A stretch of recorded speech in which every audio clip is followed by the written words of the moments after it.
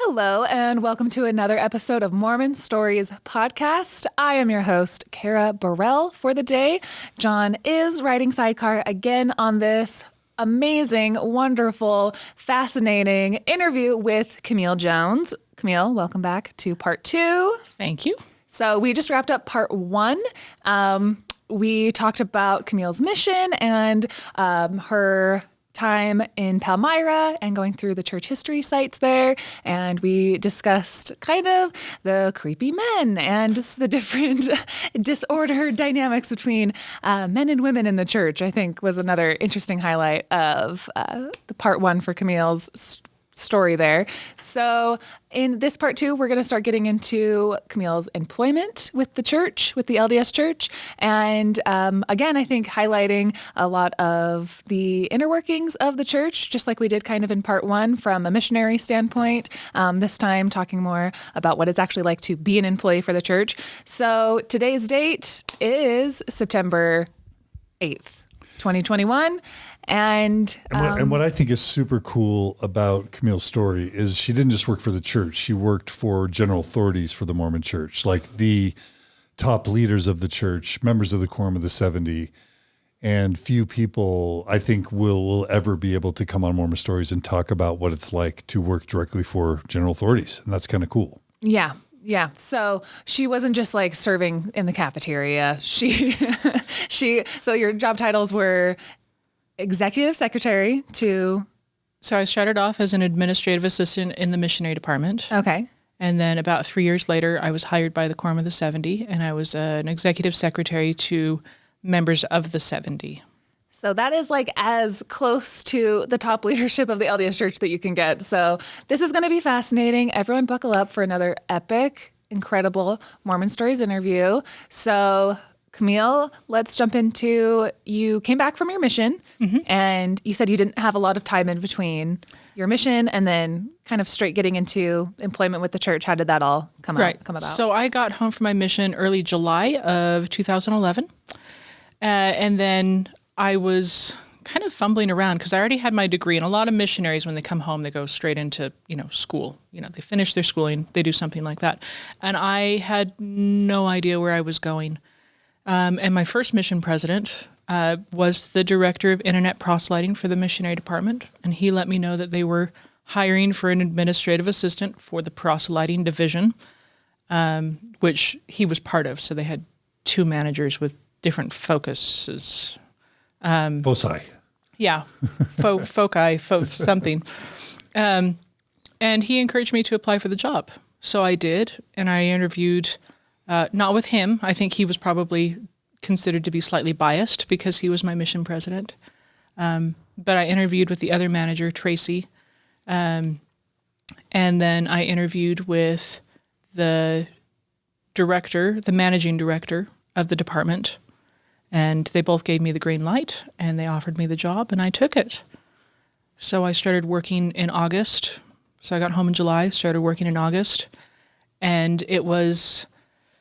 a little anticlimactic.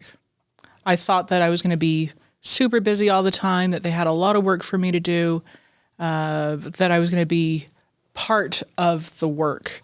And I spent the first couple of months just figuring out the nuts and bolts because there was no training. It was just, okay, you're here. We're going to have you do all of this stuff.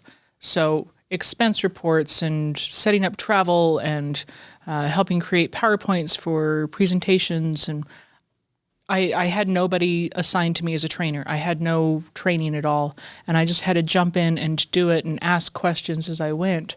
And once I got that all figured out, it was like, well, now what? Because it didn't take long to do any of those tasks once you knew what you were doing. So when you just said that it was anticlimactic for that reason. So what were your expectations then when you were interviewing? That, like, what were your hopes and dreams of what the job would be like versus it sounds like it was just kind of dull and not quite what you were expecting? What were your expectations, I guess? I guess I kind of thought that I would be part of the meetings, even just in a supportive role. Like, I'd have all the documents. I'd be in the know. I would be taking minutes and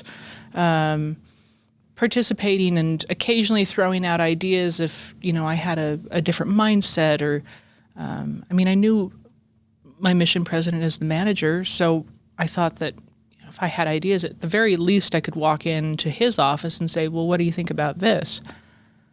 I guess I had more of a 1950s ideal that I was going to be in there with my little notebook taking notes on everything that was going on in the church. And I was stuck at my desk the whole time. And the position was what? Administrative assistant to the proselyting division in the missionary department. Okay. Would it make sense to talk about how the church is kind of organized departmentally, business units, just to give people an overall sense? Sure. For whatever you remember about it. Sure. So the church is organized under the First Presidency. The First Presidency it's called the Corporation of the President. And then they are the leaders. So at the very top you have the president, and then you have his counselors. Which is the prophet, right? Right, which is the prophet. And then his counselors, Quorum of the 12 Apostles, Quorum of the 70. The members of the Quorum of the 70 who are assigned at headquarters because they get assignment changes, and they don't have any say really about where their changes are going either. There's multiple quorums, right? Of the 70. But I think only the first and second will serve at headquarters. The rest of them are more like out in the field sort of stuff. Tell me if I'm right about this. Okay, so there's the First Presidency, the 3, and then the Quorum of the 12. Uh-huh. And then there's multiple quorums of 70. I think there's supposed to be 7 quorums of 70 because of some weird scripture in the Bible or the Doctrine and Covenants. The first quorum of the 70 now, they're kind of, they're pensioned, they're salaried, and they're called until they turn 70, sort of as like permanent general authorities. They are permanent general authorities until they reach emeritus status at the age of 70. But they're like the up and comers that are candidates for apostle. And then if you go to second quorum, I think the second quorum only serves for 5-year terms, and they don't. I don't remember. They're less kind of in officially. Yeah, I don't remember. I know that the area 70s, which I think is what you're talking about. The third, fourth, and fifth quorums. Yeah, they definitely serve for a shorter period of time, and their only area of leadership is within that area that they're called in and that they live in. Yeah. I'll just say, kind of to help fill in whatever is helpful. Like, we interviewed Hans Mattsson, who was an area authority 70 in Sweden or in Europe. He would have been an area authority, which is the third through the fifth or sixth or seventh quorums of 70, sort of operating like a general authority, but just on a regional basis. Correct. Wherever he lives. Then he would have probably been partnered up with members of the second or first quorum that were more kind of like Salt Lake, Idaho, or Utah boys, married into deep Mormon aristocracy, royal families. And again, my understanding is the second quorum is a bit of a lower tier than the first quorum. They're sort of like, the second quorum becomes a proving ground for people that really make it into the first quorum. And there again, you're salaried, you're pensioned, you're set until you time out at emeritus status. And you're always kind of hoping for being called up to the major leagues, which is becoming an apostle. Tell me if any of that's right or wrong, or if you have no idea. I have no idea. I can't really speak to how the differences in the divisions of the quorums meet. Okay. That's just my understanding. Yeah, okay. Anyway, so first presidency, Quorum of the 12, Quorum of the 70, and then the 70s assigned at church headquarters will be assigned to departments. What are some of the departments? Temple department, priesthood and family department, welfare, missionary, S&I, so seminaries and institutes, communications. So you've got all the different departments, and they are the executive directors of those departments. And that's kind of the ecclesiastical side. And then you have the employee side, and the heads of the departments on the employee side are called managing directors. And so the managing directors are always reporting to the executive directors, who are general authorities. And then you have the managers who sit underneath that. And that's how the church is structured as an organization on the business side of things. And isn't there always an apostle or two assigned to each? Yes. So apostles are also assigned, and they are part of the executive committee. So for like the missionary department, once a week they would have a meeting called the Missionary Executive Committee, and you would have all of the general authorities assigned to the floor, so the executive directors, the managing directors, and the general authority apostles, the 12 who are assigned to that department. And so it's this hierarchical, you're always reporting up to somebody until you get to, President Nelson, who's at the top. Mm-hmm. So like Ballard is traditionally been missionary department. That's one of his sort of like notable assignments. Is that right? So when I was there, because President Nelson was not yet President Nelson, he was actually the head of MEC, or the Missionary Executive Committee. Nelson was? Uh-huh. Okay. Yeah. And I did sort of meet him once that way. I had to interrupt a meeting because I had President Uchtdorf on the phone for my boss. And because President Nelson was just Elder Nelson at the time, President Uchtdorf trumped him. Because First Presidency trumps Quorum of the 12. Yes. So I had to go pull my boss out of a meeting with Elder Nelson so he could talk to President Uchtdorf on the phone. It's a very awkward position to be in as an admin. Okay. So is that clear enough? So Monson was prophet while you were working at the church? Yes, when I first started. Mm-hmm. Was he, there are always rumors that he was kind of in full dementia, that he didn't have full capacities mentally. I only met him, I think I met him twice when I was working for the 70s. We would have these Christmas gatherings. It was our Christmas social, and all of the general authorities would be there, and all of the general authority secretaries would be there. And I got to shake his hand like once. And that's, so I can't speak to his mental health. Were there rumors or discussions about that? Not that I heard of. So that's just so fascinating to me. I outside, we all knew that President Monson had dementia for years and that he really wasn't running the church. And it's just fascinating to me that you were working there and had no idea. Yeah, we weren't supposed to talk about issues within the offices ever. Meaning really. What?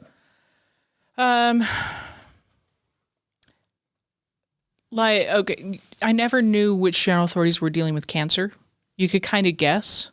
There have been some because they would be assigned to go out into an area presidency in the world where they would be over the work in that area, like Europe or Asia or Africa West, or, the world is divided into segments by the church.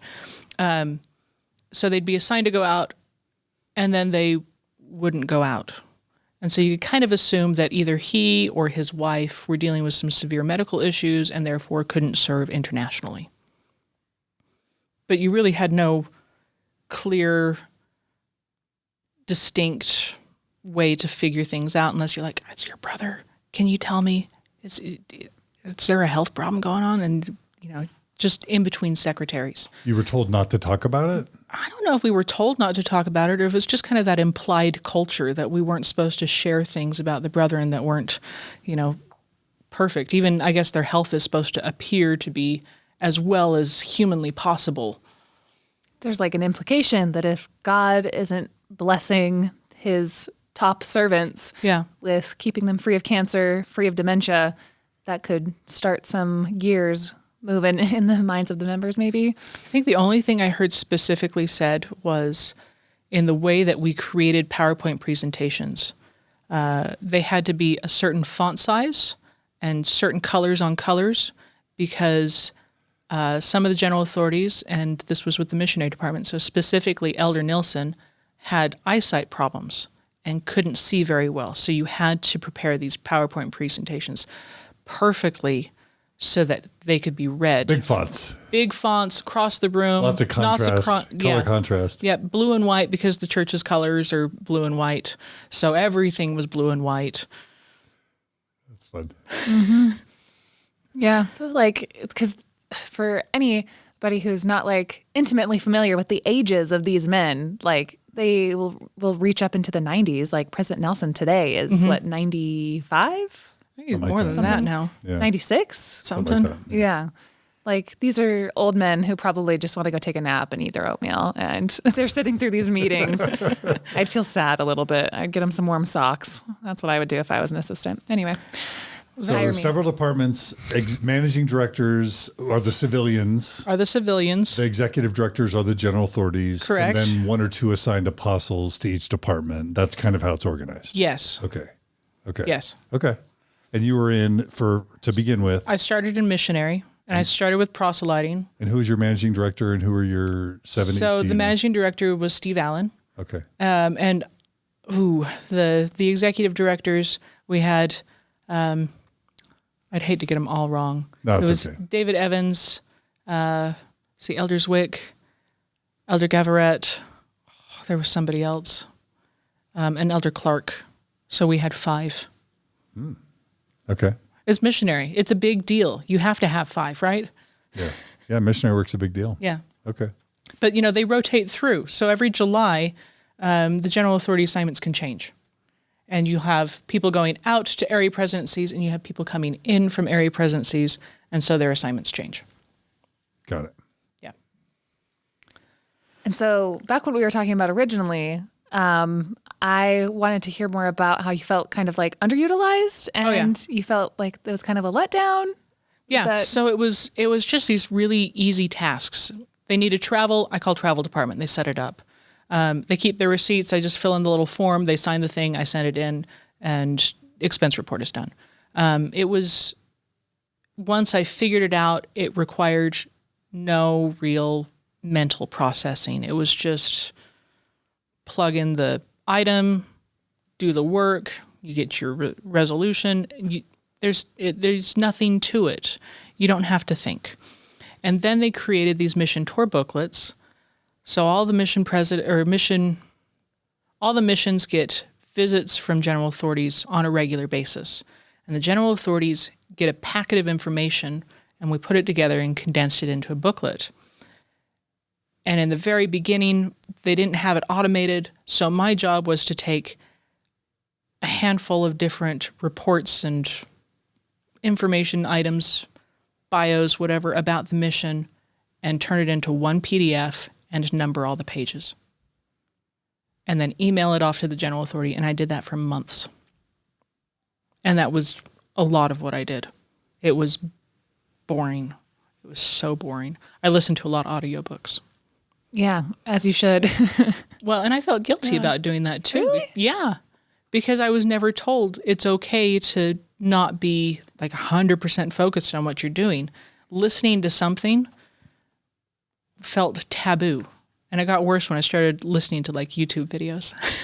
Like what kinds? Just kidding. We'll ask that later. No, I'll never forget when I first started Mormon Stories, and I could look at the logs of downloads, noticing that employees of the church were downloading and listening to Mormon Stories podcast episodes. But it sounds like there are a lot of rote, tedious, boring jobs that would lend themselves well to podcast listening. Yes, and that was definitely one of them. So I eventually moved up. I moved over to the administrative side. So I didn't work with the managing director. I worked with his assistants. And again, I got to do a little bit more. So I got to sit in a couple of meetings and take some notes and know a little bit more about what was going on. But the most interesting thing I got to do was take a report on missionary mental health and analyze it into groups. So, anxiety, this number of missionaries had anxiety, and this number had depression, and this number had whatever, and put it into these groups and create a report. And that was the most interesting thing I got to do. And do you want to share anything else about, was anything shocking about that report that? No, because one of the other tasks I did was prepare the documents for a committee that was special clearances. So missionaries who had past issues and needed general authority approval before their mission papers were processed. So I had already seen and read a good deal, and all of that was confidential. We were very careful about what went where because we didn't want people to know information about these particular missionaries or what their issues were. And they went into the meeting. I don't remember if I ever even saw who got passed on and who excuse me, who had to not go on a mission, who got to not go on a mission because of what they'd done or problems they'd had in the past. Did you have like any perception on the things that they cared the most about that would disqualify somebody, or just anything else you want to share about the general perception of missionaries? A lot of what I saw had to do with sexual problems. I know that there was a particular problem if a missionary had had a child, whether it was male or female. Before they served? Before they served. Okay. Yeah. Or if they'd been married and divorced. I don't remember if they could even go on a mission if they'd been married and divorced already. Mm-hmm. Yeah. That's a young age to have a child if there's a 19-year-old boy. Oh, it happens. Yeah. It definitely happens. And they still apply. So you're saying like the papers that every missionary puts in when they say they're putting in their mission papers, that's kind of comes through your office and are reviewed and categorized and... Yeah. Yeah. So, I didn't see any of that. I wasn't part of that. Part's called pre-field. And they would take all the mission papers and make sure that everything was turned in properly and then process it and take it to the assignment meetings with the general authorities. But it was a process. I mean, you had to pass medical, you had to pass the screening, you had to have, they had a wall that they called the wall of shame. And it was the most ridiculous photos that missionaries tried to put in with their mission papers, because you have to include a photo of yourself with your mission papers. Just people who are not taking good photos and not self-aware to know what a good photo is, and some of them were something ridiculous, like a guy who was using Oreos in front of his eyes like they were glasses. I mean, absolutely ridiculous. It's like, Mom, I put in my mission papers. I don't know why they didn't select me to go on a mission. No, they contact him again and say we need a new photo. Okay. So, there's a full screening process before it makes it to the general authorities. I remember watching a video a while ago that has like what's the word that you used about the selection process? It goes to a certain type of selection process for how they select which missionaries are sent where. The assignment meeting? Yeah. Was that what you meant? Like the assignment meeting? Yeah. That's where, I don't know. Can you describe that process a little bit? Because I think people will be fascinated to hear. I was never actually part of that process, but I know it was a member of the 12 in a room with a manager from the missionary department. They have several screens, and on one screen, they pull up the information about the missionary. And on the other screen, they have a list of all the missions that are going to need missionaries in the coming months within the leave date that the missionary has indicated that they're available to leave by. Okay. Yeah, and it's kind of weird because all missionaries want to think that they're called from God to a specific mission, and that it comes from the prophet. But the prophet can't do all this, so they have apostles do it. But then it's basically just this computer system that's feeding names and geographies, and an apostle is kind of rubber stamping it because there's so many that have to get processed each week. And I guess the apostles are allowed the latitude of like changing an assignment if the Holy Ghost or some random thought kind of moves them to make a change. But you didn't get access. No, I didn't get access to that. I do know because one of my jobs when I worked for the administrative side of the missionary department was to make sure that we had all the supplies we needed. And so I would order giant boxes of this special paper, and that was what they printed the calls on.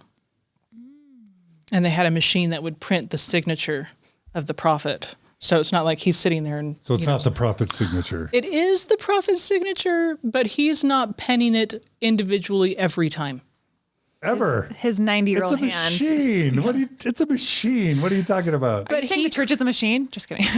He created the originals. It's his signature. It just doesn't... He's just not sitting there with a pen. A robot writes it. Yeah, something like that. I don't know. Are you afraid to admit that? No, I'm just pushing back a little bit. I would literally be very concerned if they forced like a 90-year-old man to do that. Well, that was a crack in my testimony, a tiny one, when I learned that Ezra Benson didn't actually sign my missionary call. Because when you get your call, at least back in the 80s, it was like, oh my gosh, it's the signature of the prophet, you know? Well, but then you find out he doesn't even know who you are, John. Yeah. I hate to break it to you, but every general authority has a signature that has been formatted by a graphic designer so that it is a vector and the secretaries have them, and they can just apply their general authority's signature to whatever document they need to. So I never technically needed my GA to ever sign it. Just like drag, drop, post in. That's it. Resize it a little bit. I'm leaving the church. That's it. You hear it here first. John was about to go back, but he's been bamboozled by a vectored signature. I'm not going back. Just kidding. Sorry. Yeah. Yeah, because there is this perception that missionaries, you want to feel special, and it's a lot calling more of God. Yeah, it's a lot more calculated than people want to think about. It has to be streamlined. There were so many, I guess. So many missionaries. 25 to 30, 40,000 a year, right? Something like that. Yeah. So I was there when they did the age change. Oh, I bet that was fun. And they had lowered it. Yeah, when they lowered the age change. And they had this little thing up in the front window where they had a list of all the missions and, a little picture of the country or whatever. And the mission president assigned to it. So, this was a board out in the entryway of the missionary department. And down below, they had a little piece of paper, which it was my responsibility to update once a week. I just had to go and find out the new number of missionaries for the week and update it so we knew how many total missionaries were serving in how many total missions, and just cut this little piece of paper out and stick it in the window. And I did that once a week. That's awesome. Okay, sorry. And so the way that you described the dynamics of how this system is set up, were you ever told that you would be able to rise in leadership from this position if you worked hard enough through these kind of like monotonous jobs that like one day, Camille, you can make it to da-da-da-da-da, or those certain positions like you're kind of like, hitting the glass ceiling or whatever?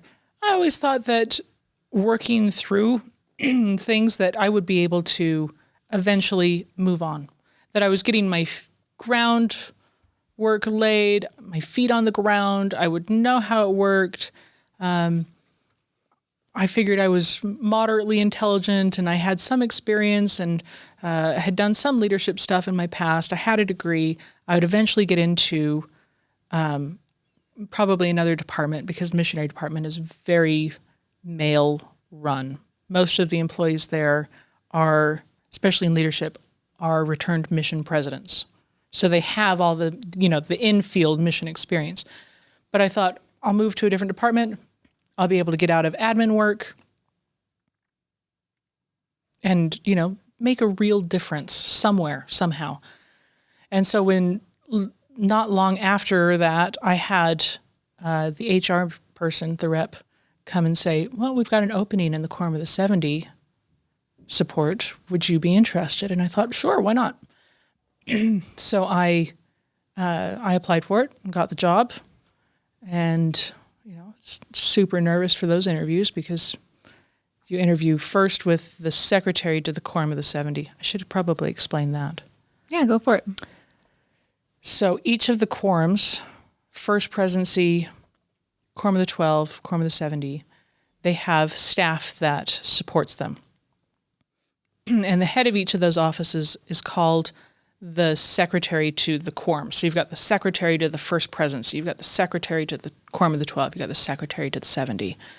And that person is always male, and he usually has 1 to 2 people that support him as assistant secretaries to the quorum. And they'll have staff that supports them, and then there's us. It's all really confusing because it's all the same word. We're all secretaries. But he is the secretary. So my secretary to the Quorum of the 70 when I applied was Greg Brown.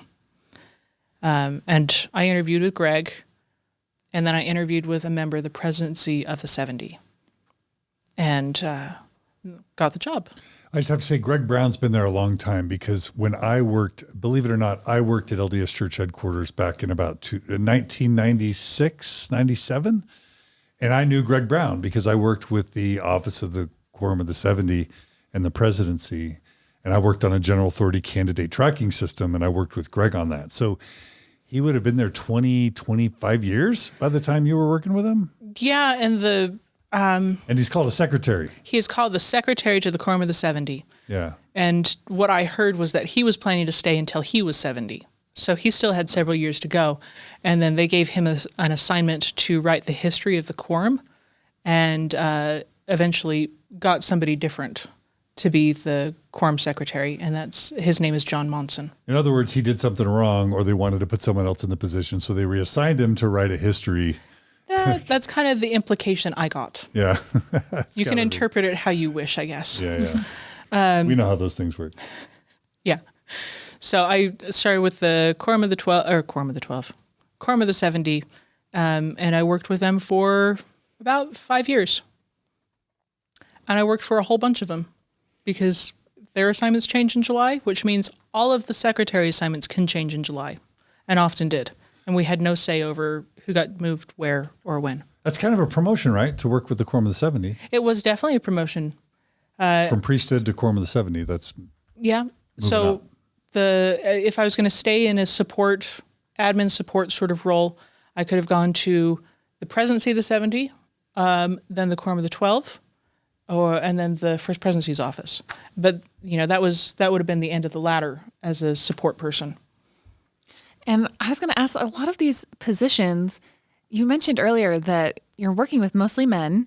Mm-hmm. So if you had to give an average percentage-wise of your day-to-day interactions and coworkers, and obviously a lot of these meetings are going to be for priesthood holders, but generally, what is the atmosphere in the church office building and the dynamic of men versus women percentage-wise? Men versus women, well, like I said before, the missionary department was definitely skewed towards men because of, they wanted them to be return mission presidents because it gave them that extra understanding of what the missionaries are doing and what the mission presidents are needing. So pretty much almost exclusively the women in the missionary department were support. We were all secretaries. Because there's no position for women because you need to hold the priesthood to really be advanced into anything else where you're being utilized. There are a couple female managers in the missionary department from at least, to my knowledge, my last knowledge. But everything else was women.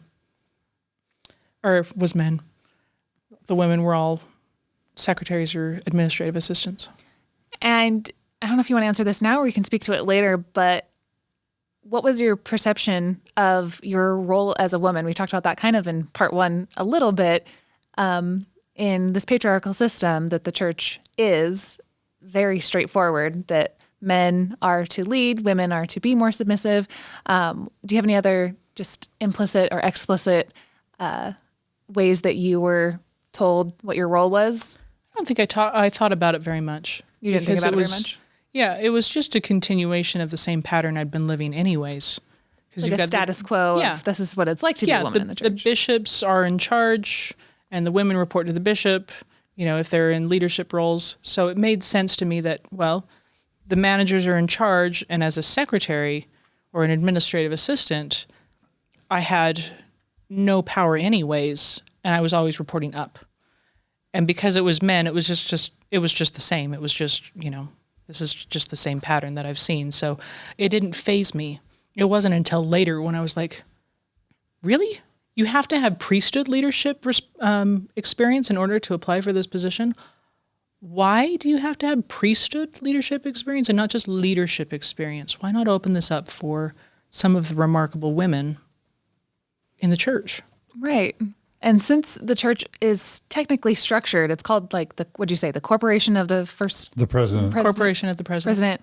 That it's structured like pretty much any other corporation, but it goes hand in hand with needing to have these ecclesiastical leaders, that you need to have this special power from God, the priesthood on earth. And that's the kind of thing that we would never put up with from a regular corporation. Right. But when it's a church structure, women are allowed to just hit a certain plateau in their career in the church and employment. They throw out the token of having the General Relief Society, Young Women's, and primary presidencies.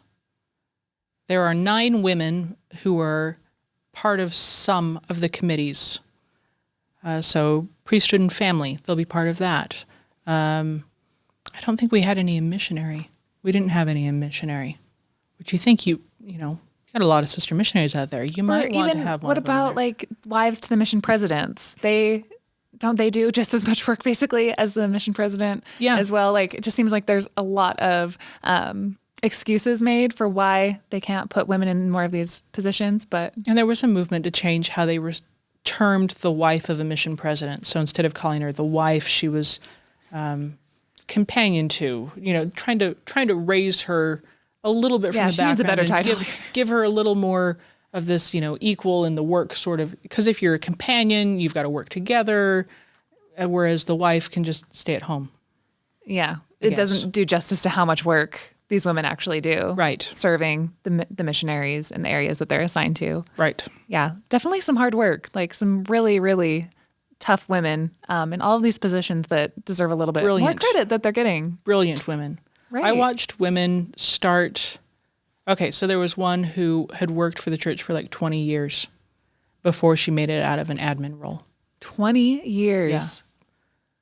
Yeah, so she'd worked for the church, she took a break, she came back, and finally, after about 20 years of working for the church, she made it out of an assistant role. I mean, that's a long time to be able to move up one rung. Right. And it sounds like what you're saying is the church would have advanced a man after 20 years of serving in that Yeah. type of role. There'd be no excuse Yeah, but for a woman, it's okay yeah. in the church's mind.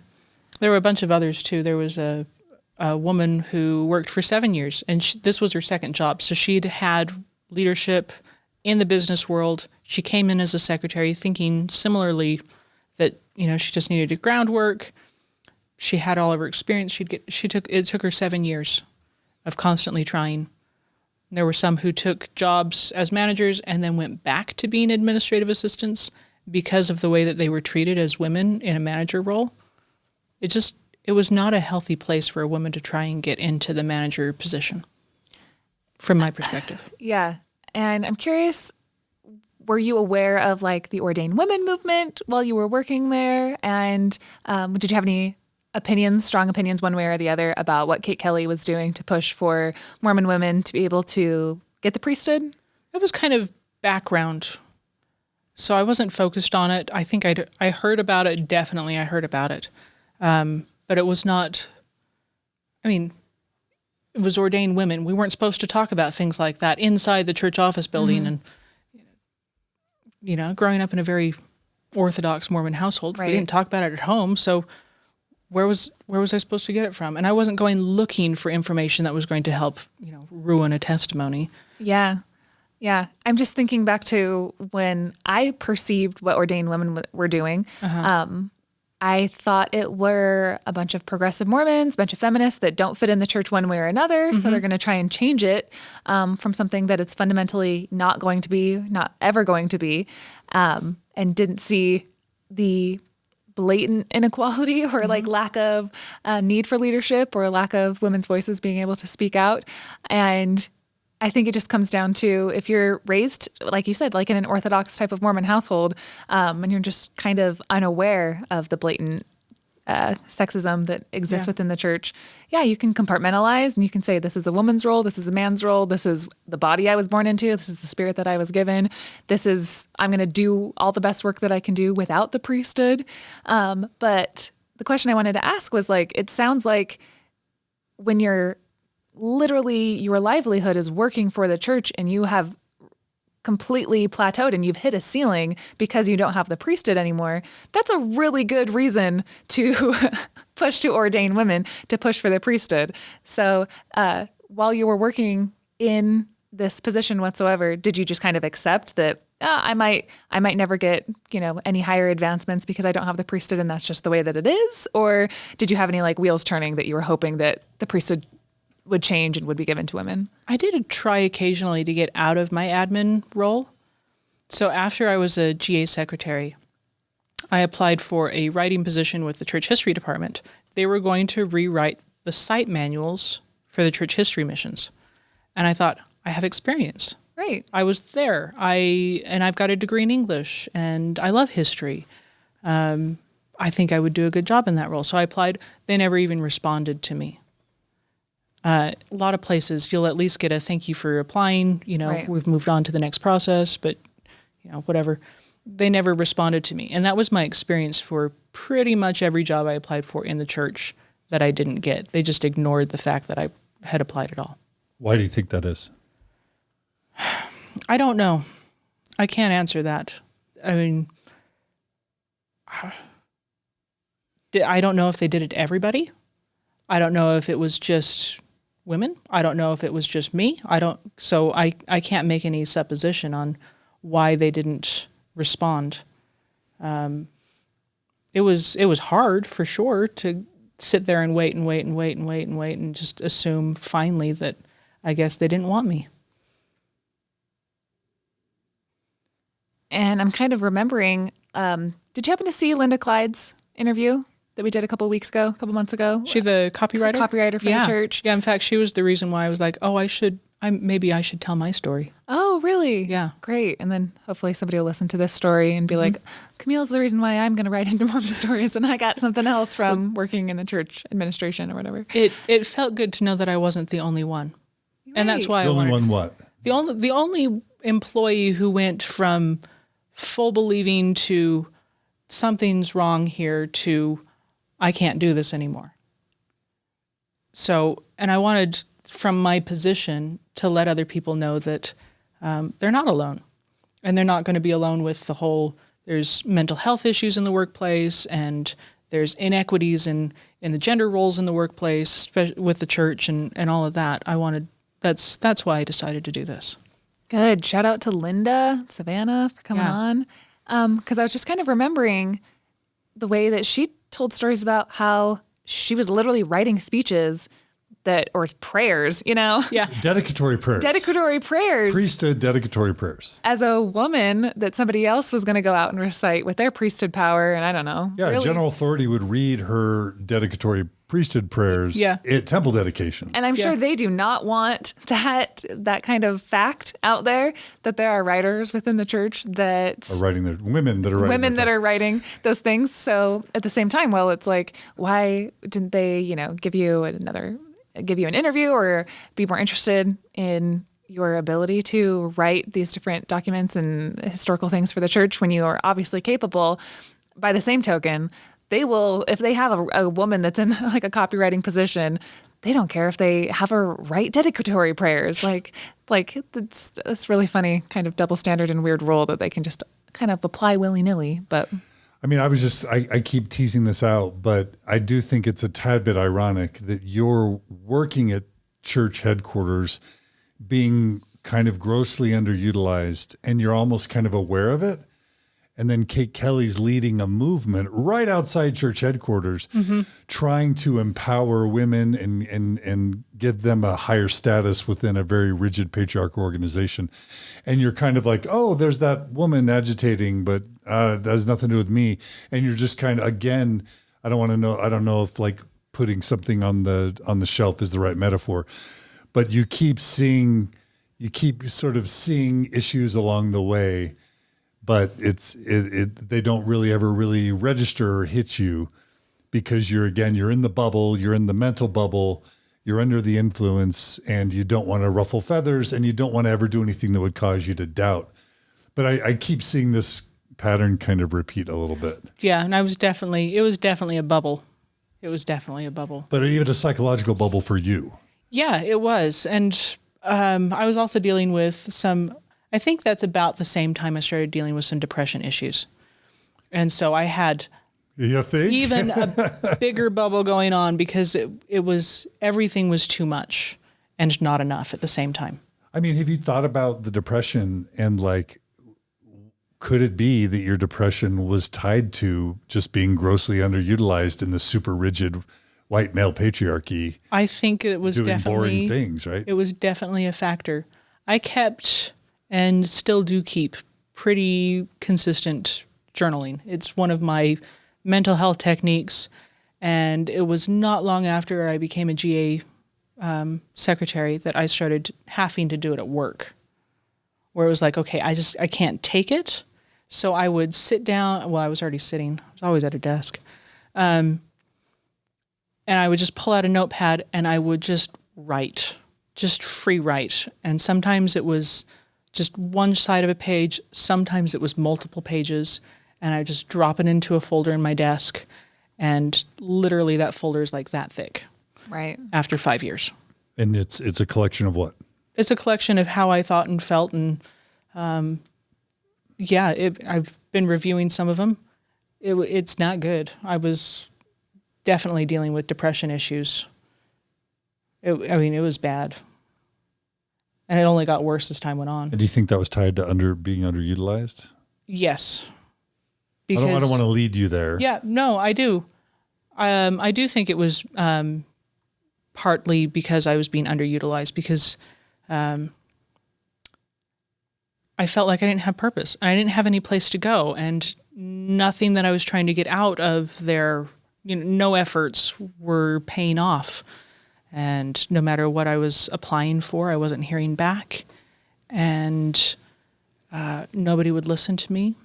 When I got to the GAs, I kept thinking it's going to be better here because they're going to have more for me to do. They are so busy. These men are so busy. They're going to have something for me to do. And I was stuck doing state conference after state conference after state conference, and travel and the same reports over and over and over and over again. And it was literally, by the time I left as a GA secretary, I could put together an entire state conference, the packets, the names, the reports, all of it in 45 minutes.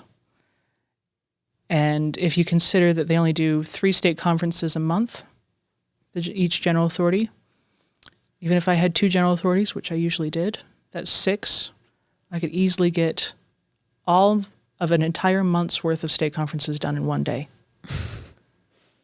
So your job was just to put the agendas together? Pretty much. That was 90% of what I did. And some secretaries I know did far more because of who they worked for. It was kind of a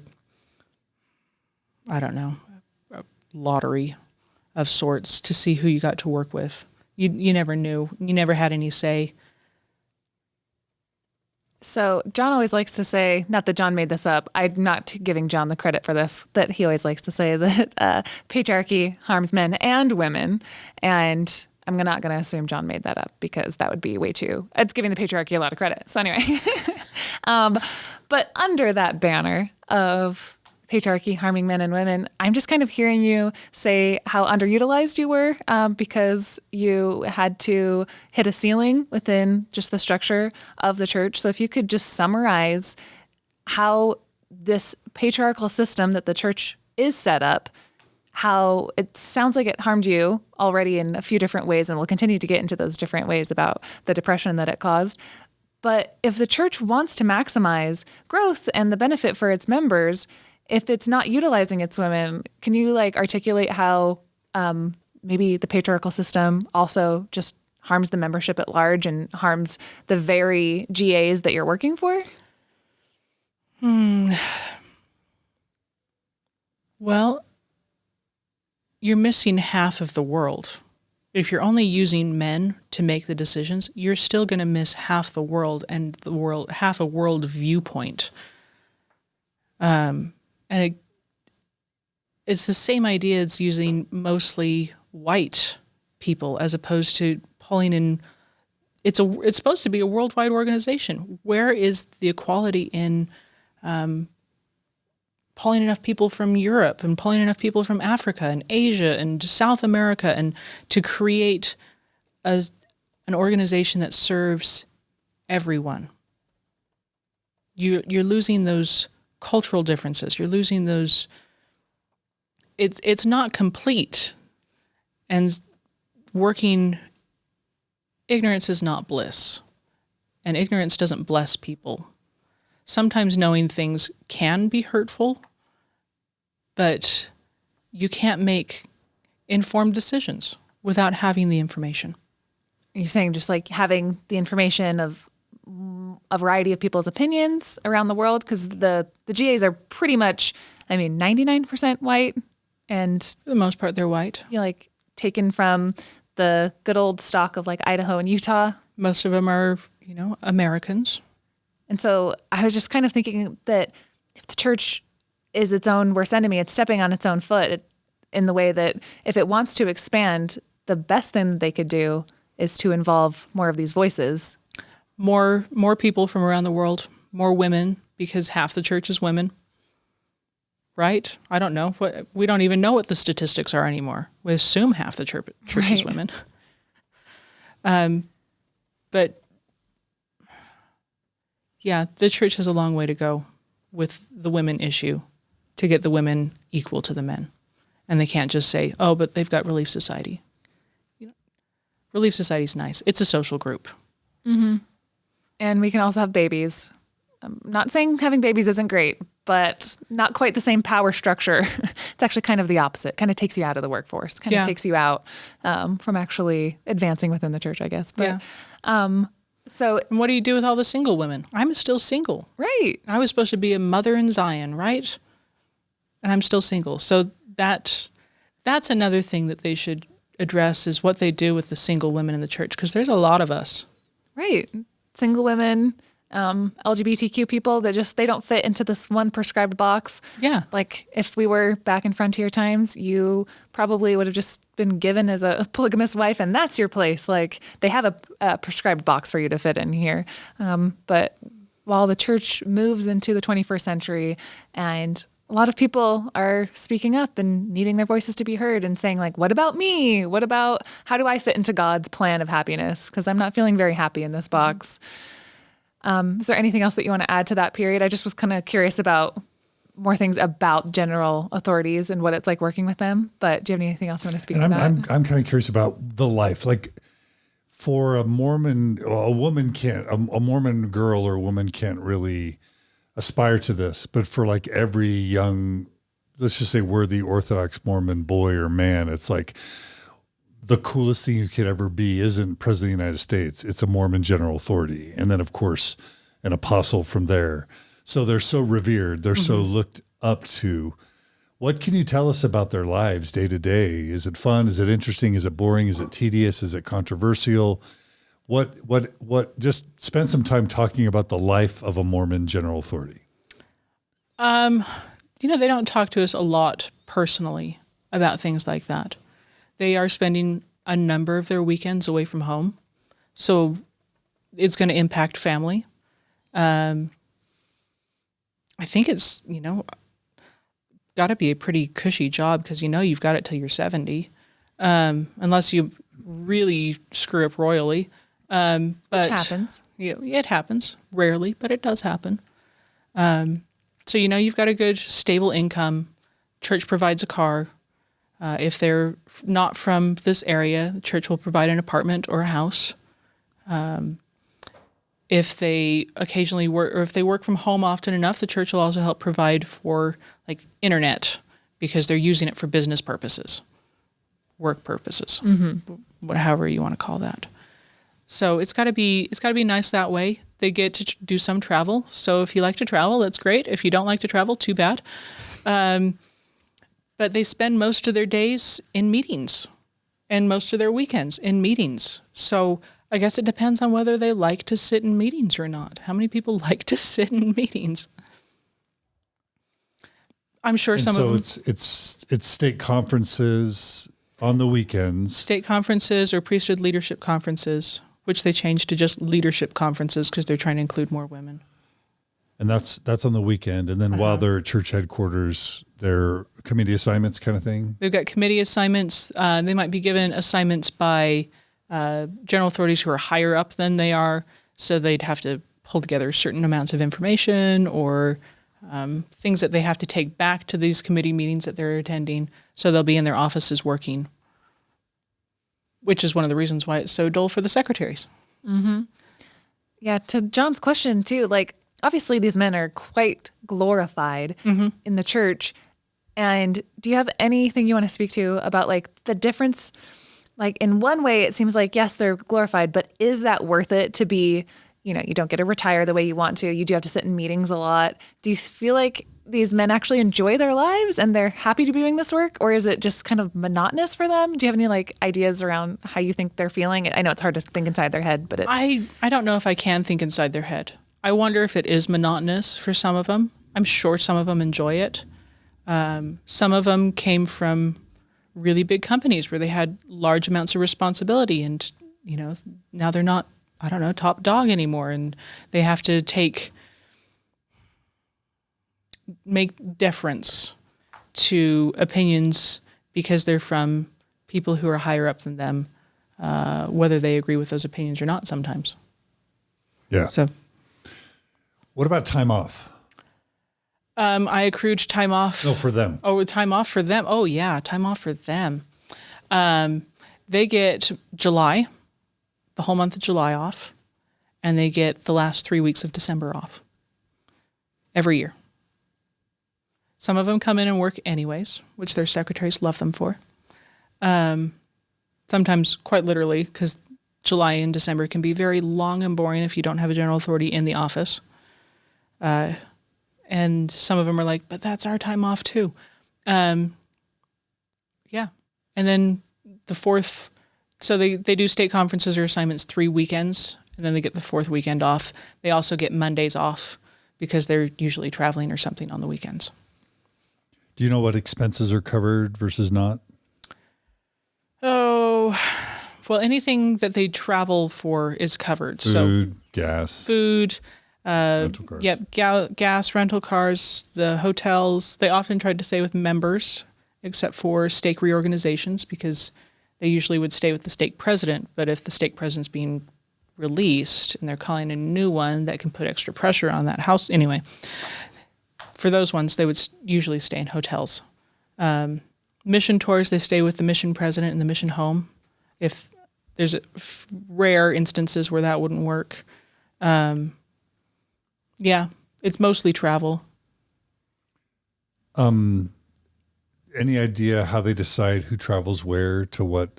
Is it carved up by geography? Is it political?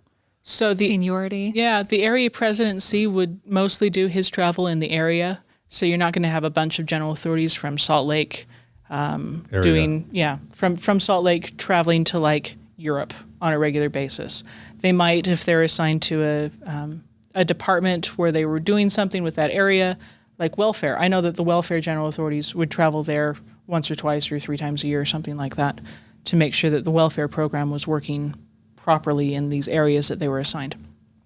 But there's an assignment committee, and if you had any requests, like not this weekend because he's doing something with his family, you had to make sure that made it to the support group for the assignment committee, and then it's general authority approved, and that's about all I know about that.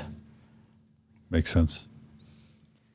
So generally speaking, it's just kind of these men being assigned to kind of like all different corners of the world, technically, that there's these, I don't know, maybe my heart goes out to traveling isn't as glamorous, honestly, if you're doing it all of the time. Yeah. Business travel. Yeah, not business travel. And they're taking their wives with them, I'm assuming. Only for mission tours. Okay. Or temple reviews. I think they went for temple reviews. Or if they're going for, I think there was a certain number of days. If they were going to be gone something like 10 days or something, 14 days, they could take their wives on the long trips. I would kind of like to be a GA's wife. That actually does sound kind of nice. Any idea how much they get paid? Did you ever get any indication of that? I heard when the leak went out, but I didn't look. Oh, what a good little employee. Yeah. I kind of didn't want to know. It was about the same time I was trying to find an apartment downtown, and I was already a little frustrated about finances because I couldn't find anything within, downtown. I was down there every day, and I worked in the temple on Saturdays. So I was down there 6 days a week, and I thought, I'll just move downtown. And I couldn't find anything within a budget that would fit. I looked at a place that was almost 100-year-old building, had no air conditioning. No. And without the utilities, it was like almost 2/3 of my paycheck. Did you feel like you were not being compensated? That was the first time I thought, I wonder what other executive secretaries or executive assistants make in the world. What'd you find out? I didn't look then. Oh. What have you found out since? Salt Lake, Utah in general, pays significantly less than the rest of the country.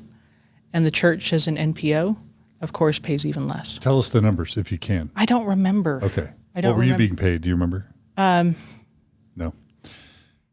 Okay. Not off the top of my head. Because there's this perception within the church. So you're talking about the leak that came out because there's the perception that none of these men are paid. I think the general membership of the church don't know that these men are paid besides just like kind of Yeah, there's the no paid clergy perception. that that's all priestcrafts. Yeah, they refer to it as a stipend, a living stipend. And it's supposed to be, this impression of it's getting them by, it's giving them enough to live on because we took them away from their occupations, their jobs. Mm-hmm. But if you had been told that their starting salary is like 120 grand plus all their expenses and benefits, would that have made you feel? I mean, I guess if they were executives or attorneys or successful accountants or whatever it is, I mean, I guess it's okay that they get paid decently, but are you saying that would have frustrated you to know they were making six figures? Yeah, it would have, because if I can't find an apartment within a walking distance of where I work downtown in a 100-year-old building with no air conditioning in 90-degree weather, 100-degree weather, that bugs just a little bit. I'm thinking a little bit more on what I was paid. I think when I was hired, I was in the 30,000 something range, 35, 36, and got a bit of an increase. So I was somewhere in the 40s. Eventually, when I left. After 9 years. After 9 years. That would straight up depression from that. That would be incredibly demeaning. Like, sounds like you're working incredibly hard and you're incredibly capable. And then you remember you have to give 10% back. No. Yeah, we still paid tithing on our... Just ruined my day. You have to give 10% back. Yeah. Do you think the general authorities, do they pay 10% on their, 120? I have no idea.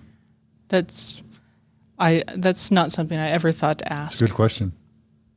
Yeah, because if they're expecting the secretaries, but they know exactly where the money goes and it goes back to them and they give it back to the Lord, it would make sense. So did you ever have any, were you ever looking for jobs outside of the church's employment? And like I said, it sounds like you're highly qualified and capable and being underutilized, underpaid. I never felt highly qualified or capable because I was sitting there and feeling like a waste of space. Because if you're not doing anything and you're not being used, you wonder, can you be used?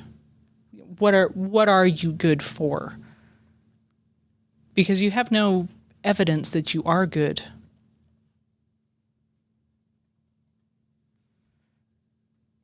So I did try and find a couple of other jobs, but I stuck mostly within the church because at least I had an in. And I thought most of my contacts are right here in the building. If, I can put the right names on something, maybe I'll get a job. And I tried. I did try a couple of times. The way you said, you don't know if you can be used, because that's so difficult to hear. I'm so sorry to hear that, because from everything that you've said, from your childhood and the number of books that you've read and your English major, it sounds like you went into the world having a very competent, capable brain, able to handle difficult tasks, to be an incredible employee, and that you didn't have that. The church was underutilizing you so much with such monotonous work, which I'm sure is very common in a lot of jobs where people feel that way, obviously. But that you felt that while working for the one true church, the one place that you served a mission for, that the spirit or whatever good feeling should come from knowing that you are furthering the work of the gospel, that message was not getting to your heart. It wasn't actually giving you that divine worth and that divine nature that the church kind of preaches. No, it wasn't. It sounds like you were in a pretty dark place. Did those depressive episodes and thoughts, did that lead just continuing down a spiral, or where did you go from there? Yeah, I mean, I didn't see it as depression. I grew up in a family where it was you can just work through it. Say your prayers, brush your teeth, say your prayers, you'll be okay. Get a good night's sleep. You'll be okay. I'm a night owl too, so getting a good night's sleep was always a bit of a challenge. I wanted to stay up till 2 and had to get up in time to be to work by 8. So, it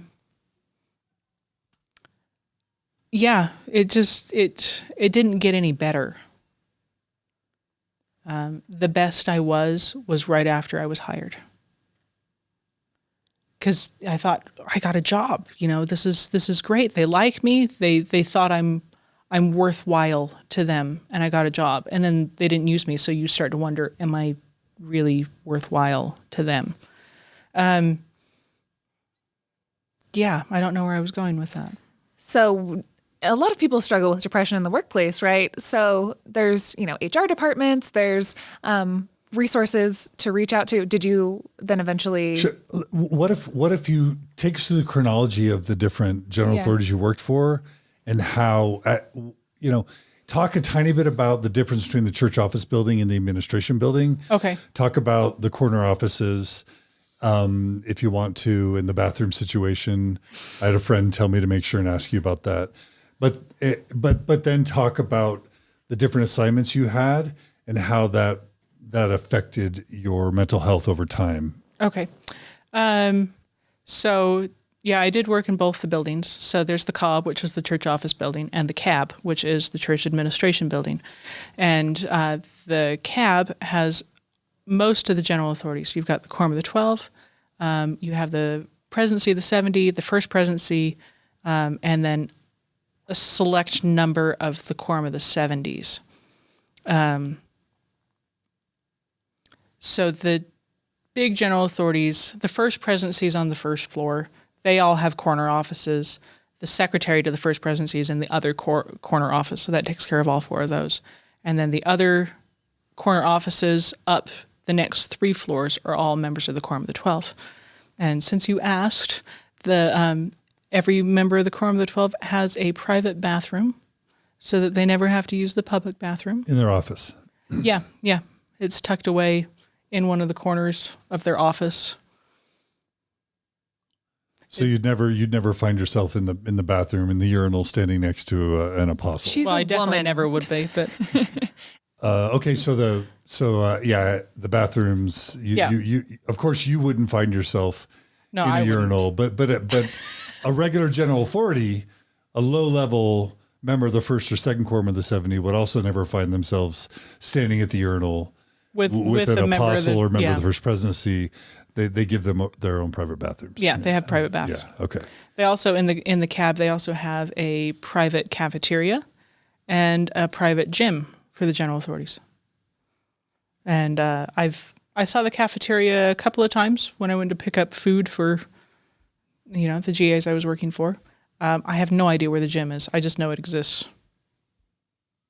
Yeah. There are corners I never saw. You never played 3-on-3 basketball or something with the general authorities? Darn it. No, that might have been cool, actually. Yeah. Again, things that would have really bolstered my faith if they were part of my workplace. So anything else, John, since John was geeking out on different general authority questions? Yeah. What else do you want to go to? Yeah, no, I think that's it. I mean, I guess there is kind of this idea of a pecking order where, First Presidency, then Quorum of the 12, and then 70s. And Definitely. Kind of how I know there's a big issue about never going over the head of the person who's directly in your upline. And there's a lot of political games that get played because there's senior apostles and more junior apostles, and they're always trying to kind of have their agendas get met, but they have to defer to the lower ones have to defer to the senior ones. And there's a lot of intrigue. And for example, it's rare to go to the First Presidency. If anything, you would meet with the apostles, but going to the First Presidency is really special. I'm wondering if you have any at all access into those types of politics. And then once we can get off and just talk about your story, but okay. People usually like to hear that kind of stuff. So yeah. So I was told early when I hired with the church that if a member of the First Presidency called, you dropped everything. Whatever you were working on, you dropped everything and did whatever they wanted you to. And it kind of worked down from there. So if it was a member of the Quorum of the 12, you had till end of day unless they specified otherwise. Quorum of the Presidency of the 70, you might have 48 hours. And you gave them deference over anything else you were working on. And that stuck. So even as a GA secretary, there was kind of a ranking. So Definitely presidency of the 70 ranked above any member of the 70. And so if it's a member of the presidency of the 70 asking for something, you're going to do everything you can to get it to them as soon as possible. But if it's a member of the first presidency asking, you're going to do everything you can to get it to them within the next 5 minutes if possible. It was just the faster you could turn it around, the better. It's because the higher they are up on the ladder of superiority, the more important the Lord's work is. I guess so. I mean, that makes sense. Yeah. And like, what a way to work your way up the ladder. Like, you jump and people say how high, immediately. Yeah, and it stuck with the secretaries too. So if you had a secretary from the First Presidency's office asking for something, you kind of assumed that their general authority asked for it. And so unless they said, we need it by, the end of 3 days from now or whatever, you tried to get it to them as quickly as possible. And you just kind of, they trumped me, so I did what they asked. There was one meeting with a member of the Quorum of the 12 Apostles, and I'm not going to say who, and my general authority at the time. And there was a lot of some background work that needed to go into it. We had binders prepared. This particular general authority wanted his spiral bound, while everybody else was in a 3-hole punch binder. So there was a couple of extra steps involved. And he wasn't supposed to be there until late in the afternoon, and we held off getting it bound in case there were any changes, because with a 3-hole punch binder, you can make changes really easily, but if you get it spiral bound, you have to reprint the whole thing and get it re-spiral bound. And then he showed up early, and I got a call from his secretary saying, he needs his binder now. And I'm going, he wasn't supposed to be there till 4. And it's only 1 o'clock in the afternoon or noon or whatever it was. And he showed up before lunch, and he wasn't supposed to be there till after lunch is what it was, sometime late afternoon. And so I ran it down to the document center, got it spiral bound while I waited. So they bumped everybody else's jobs to spiral bound this one book for this Quorum of the 12 member. And then I took it to her office, and she says, oh, I'm busy. Can you take it to him? So she made me go into this meeting with this book with her general authority sitting up in the front of the room waiting for the book. And part of me wonders if she did it because she didn't want to be the one to walk up to the front of the room with this book and make it look like she hadn't provided her general authority with the information on time, and make it look like it was more my fault. Luckily, they were taking a break, and so there was no awkwardness about me getting the book to him, but it was awkward walking into the room because I wasn't supposed to be there. What I'm hearing is like, just, they talk about like toxic work environments or culture. It just sounds like an environment that is ripe for manipulation and people's rights and feelings, and just the rights that you have in the workplace to be able to speak your mind are always going to be silenced. But I don't want to put words in your mouth. It sounds like a very manipulative environment that these men are allowed to get away with different things. Do you have any? I think it was also really hard to tell when you were being manipulated and when you weren't. She may have legitimately been so busy with whatever she was working on that she felt she could just ask me to go and turn it in. She knew I was not comfortable doing that because she could read it all over my face. But she insisted that I be the one to hand it to her brother. Her brother? Well, capital B. Her brother. Her brother. In Christ. Yeah. Okay. So the brethren is what they're referred to as collectively. So her GA. Were there, during your time, any particular scandals or like excommunication? Because every once in a while that'll come up. I don't know, maybe every few years there'll be some kind of scandal that'll come up between like the different quorums of the 70. Were there any scandals that you know or remember during your time there? Like James Hamula did? Yeah, I was there for James Hamula. Can you talk? I knew. Tell us who that is and what happened. Okay, he was a member of the Quorum of the 70, and he did something. I never found out while I was working there what was going on. I was working for Elder Keach at the time, who was the head. He was the executive director over the public affairs department. And they knew this was going to be a public affairs issue because you can't ever excommunicate a general authority and not have it become a public affairs issue. And because I was working for him, I saw an email or something come across his desk or through his inbox about 4 or 5 days before the news broke.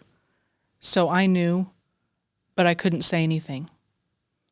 I didn't know if I was supposed to know. I didn't know I had access to Elder Keach's inbox, but he managed his emails himself. And so I would only get in there occasionally if I needed specific information.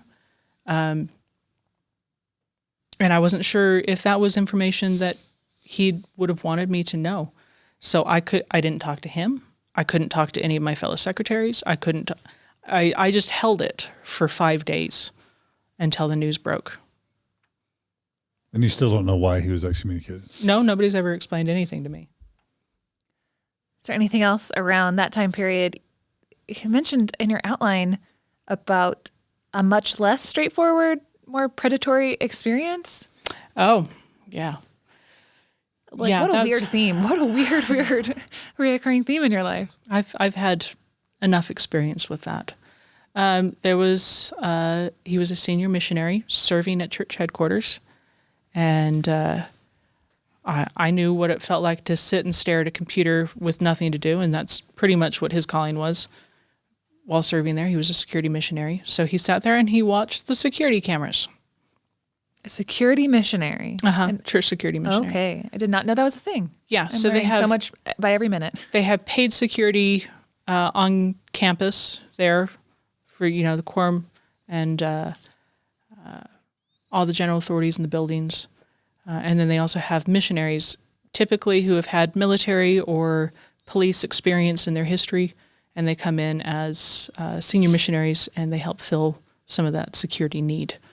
And he was one of them. And one of my jobs in college was library security, so I knew how boring it was to sit and just stare at security cameras all day long. And so as I would walk by their desks, and I would just say hello, and occasionally I would chat with them. And we found we had some common interests. He liked art. I was getting into art. He was doing some painting stuff. I helped him briefly with a painting he was doing. He just needed some background, like research, and I like little sewing, so I brought him in a fabric swatch or something like that. Something really simple, took me all of 5 minutes to do. And we started doing lunches together occasionally, just chat about art and whatever. And then something about the conversation started to throw red flags at me, and I decided to back off. And I planned on a day that we would typically end up doing lunch at about the same time to do lunch with a friend instead. And I let him know, and he sent me an email where the subject line was, "How I feel when I can't be without you." And, I freaked out. It was probably the first time I had a legitimate panic attack. And I was lucky I had a good friend with me at the time, and she, helped me through it. And some of the people that I talked to about it were like, "I don't see a problem in what he sent you." And I'm like, "Really? You don't see a problem in what he sent me? This is bad. I don't like this at all." And so I told him via email that if that's really how he feels about me, then I didn't think we should, continue a friendship, because he was in his 70s and I was in my 20s. And it just was like replaying what I'd already gone through. And he didn't get it. And he kept sending me emails and kept sending me emails and kept sending me emails. Saying things like, from this perspective, they look very gaslighty at this point. Like, "Oh, I thought you were interested in me because you said this one thing at lunch one day." And we were talking earlier before the interviews that I would throw out movie quotes. Yeah. Well, I had watched an old comedy romance movie, and he said something that reminded me about it, so I threw it out because I'd seen it the night before. And he threw that back at me as in, "You're flirting with me," after I said, I didn't want to see him again. And he was single or married? Married. He was married. Yeah. In his 70s. And I eventually told him if he kept emailing me, I would get HR involved. Wow. And he backed off at that point. But I felt so unsafe that I changed where I parked my car. I changed how I walked into the building. He would use the security cameras. I know he actually had it in an email where he told me what I was wearing that day because he had used the security cameras to follow me into the building. Whoa, that's not okay. My gosh. So I was extremely happy to move from the office building to the administration building because he didn't have access to that building. So you mentioned that you were thinking of going to HR, or did you go to HR? Was anything done about him? I mean, gaslighting is hard to see when you're in the middle of it. From my perspective now, looking back, I'm going, oh, geez, that was gaslighting. I can see it now, but I couldn't see it then. So I'm back to wondering, is it me? Did I do something? Did I say something? Did I, what did I do? And you don't want to go to HR if you're going, did I do something wrong? Why would I go to HR for this senior missionary? I mean, he's a missionary. He's a good guy. He's got to be a good guy. He's a missionary. And, also wondering, is it just my past coming back to haunt me? And so I'm worried about nothing. So I was gaslighting myself, I guess, at that point. So I threatened HR and he backed off. And then it was a year later. He was finishing his mission at church headquarters, and he sent a physical letter to my house. Oh, he also painted my portrait. He took a picture of me off of Facebook and painted my portrait. Anyway, I like the looks going between you and John right now. It's great. Anyway, he sent a letter to my house, and that was the first time that my parents are like, yeah, there's something wrong here. I'm like, this was a year ago. I've been dealing with this for more than a year. It was a year since I'd moved into the administration building. And when he said in the letter, he sent it by mail because he didn't want to get in trouble with the church. So he didn't want to use church communication, as if doing it by letter made it all right, but doing it by church email made it wrong. And I didn't respond to him. I immediately took it to HR, and all I know from what they said is that they sent him a letter from the legal department. Like a cease and desist, kind of like knock it off Probably. letter? Probably. I never saw the letter, but that's all I know. He's left me alone since, for which I'm very grateful. Right. I'm sure that you're already dealing with depression quite a bit at this time, right? I was. And that just must have induced new levels of depression and anxiety. So how did those two things go together as you were going through this episode? Oh, it was a mess. That's what it was. So that was probably the catalyst that really tipped me over the edge. That happened in July, and by October of that year. Of what year? 2018. So not that long ago.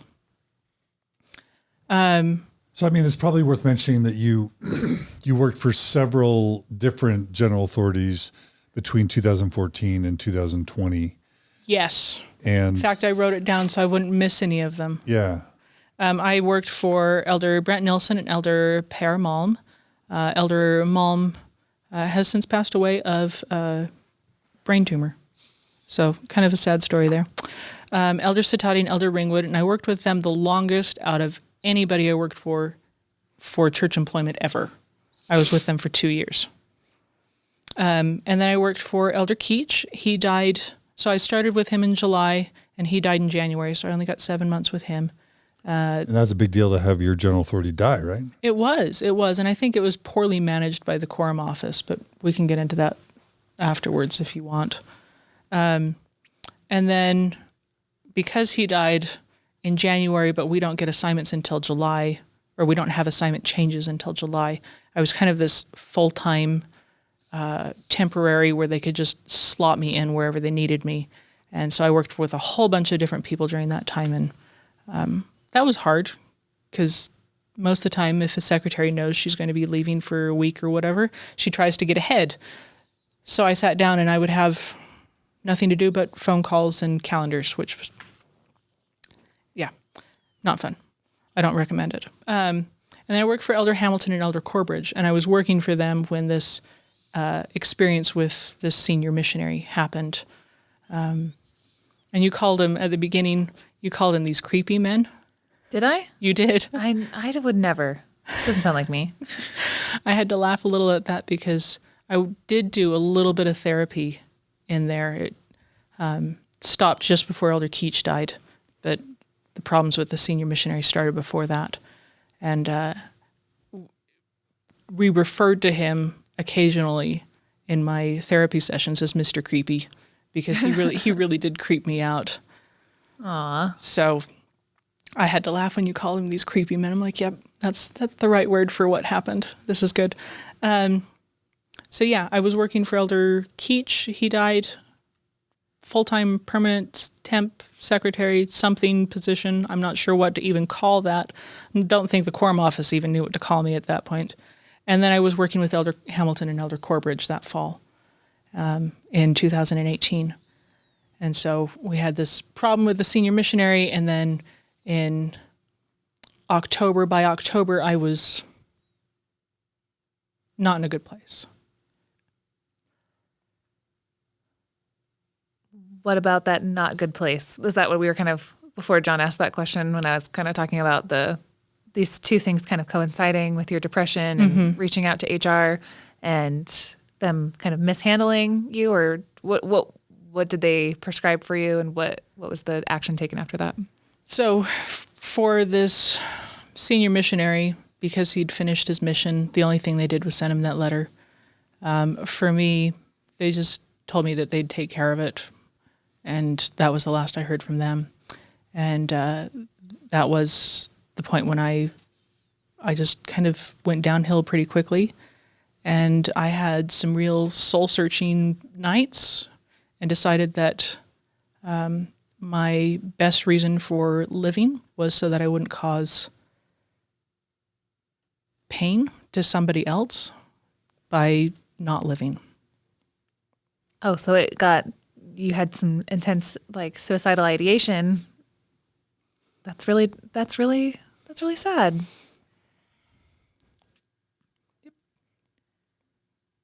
Sorry, I don't want to cry. No, you can spend as much time on that period of your life that you want to. And it must be so difficult to be working for the church and a lot of the places in the church that we find our solace and connect with our worth and our divine is from the very organization that's giving you a lot of turmoil as well in your life. So where did you find yourself? What did you decide to do from there and to pull you out of your dark space? And what do you think was causing you to want to end your life as a church employee, if you had to summarize? I don't know if I can pinpoint anything in particular. I think it was just the combination of probably failed expectations. You know, I thought my life was going to be the happy Mormon success story. And, you know, working for the church and working with the general authorities, it really feels like your life should be the happy Mormon success story. And it just wasn't. I found my greatest solace or peace in doing art. And I was doing art classes at the time. And so I had this crazy drawing that I was working on. I haven't finished it yet, but it's in stipple. I don't know if you know what stipple is. It's all dots. And it's an ink, and it's these little teeny tiny dots. And I would work on that for hours and hours and hours because I could see progress with that. And that gave me a sense of accomplishment. But when I say hours, I mean, I've got more than 200 hours on that thing and it's still not done. So it's a long, long process. And that's where I was finding any sense of accomplishment. Do you feel like it became quite obvious to your friends, family, the GAs, the coworkers that you were struggling? Yes and no. I know that my parents knew that I was having trouble because they have commented since that I seem so much happier now, so they can see a difference. But I'm wondering if the slide into it was so gradual that, it wasn't as obvious. Because the climbing out of it has been much faster than the slide into it. It must have been obvious to the general authorities I was working with, because one of them pulled me aside and recommended I get help. So kudos for him for doing that. Yeah. To anyone who... The corporate world, as my husband just barely quit his job, and that's why I work here now. It's very difficult to be in a corporate setting and having somebody who has your back. And it's really heartwarming to hear that there was somebody who, could see that and wanted you to reach out and get help. Not everybody has somebody who's even looking for the signs of severe depression in the workplace. Yeah, I was glad he did it, but he didn't reach out again ever afterwards. So having somebody's back, it felt more like, well, you need help, so go get help. But I don't know if it was necessarily having my back. At least at first. At least at first, he was the catalyst that got me moving. So then eventually, by what help? So I went to my doctor's, and he gave me a recommendation to go see a counselor and a prescription for antidepressants. I never did make it to a counselor because life got crazy after that. I felt a need to let my bosses, the quorum for the secretary for the quorum, know that I was having trouble, and that was Greg Brown. And so they got HR involved, and HR told me, well, of course, you need to get help, and don't worry about your job because, there's protections. So you just worry about getting your mental health back online. And within a week of this interaction and my doctor's appointment and all of that, they changed my assignment at work. This was in November. And which means I was out of the timeline because they don't change assignments except in July. And they sent an email to all of my coworkers with the new list and the assignment change, so everybody knew that I'd been moved.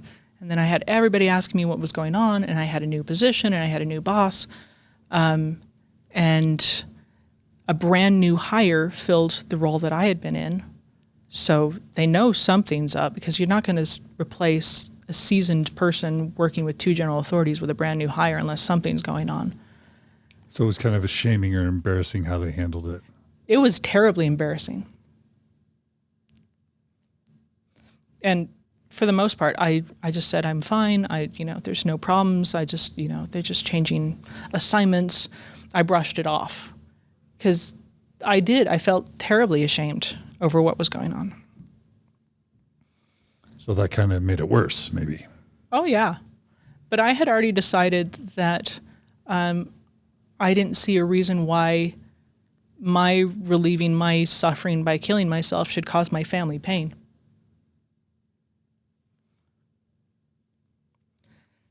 So I pushed through it. I'm sure the antidepressants helped. But you would know more about this, John, than I would, that first couple of weeks on antidepressants are actually very dangerous. Yeah, my understanding is going on and off antidepressants can lead to heavy suicidal ideation. You want to do that slowly. You want to taper on and taper off. Yeah. Because there's a heavy risk of suicidal ideation in both going on and going off. Yeah. So that was about a week after I started. Yeah. So, but then I was working with Elder McKay, and Elder McKay was fabulous. He was very understanding and very kind. So, but yeah, about 5 months later was the first time they tried to fire me. On what grounds that you were? That I wasn't improving my performance fast enough. Which was interesting, because this is the first time they'd talked to me since I let them know I was having trouble with depression. I hadn't talked to HR in that time period. And the first meeting was, we recommend you find another position. So I started looking, and I figured, okay, I've got time. It was April, and then about a week later they came back and said, no, I think you misunderstood. We want you to find a new position by July. And I was shocked. It's like, wait, I was told that I wasn't going to lose my job because I was having mental health problems. And I pushed back, and Elder McKay also pushed back because he fully believed that I was capable of what I was doing and that I was doing a good job for him. And so they conceded and gave me another year, and I thought, okay, they're going to use me, and in July they left me where I was, which was helping new general authorities. And the new general authorities have an even lighter workload than the regular general authorities because they're doing a year's worth of training. And I spent a lot of time just sitting on my hands.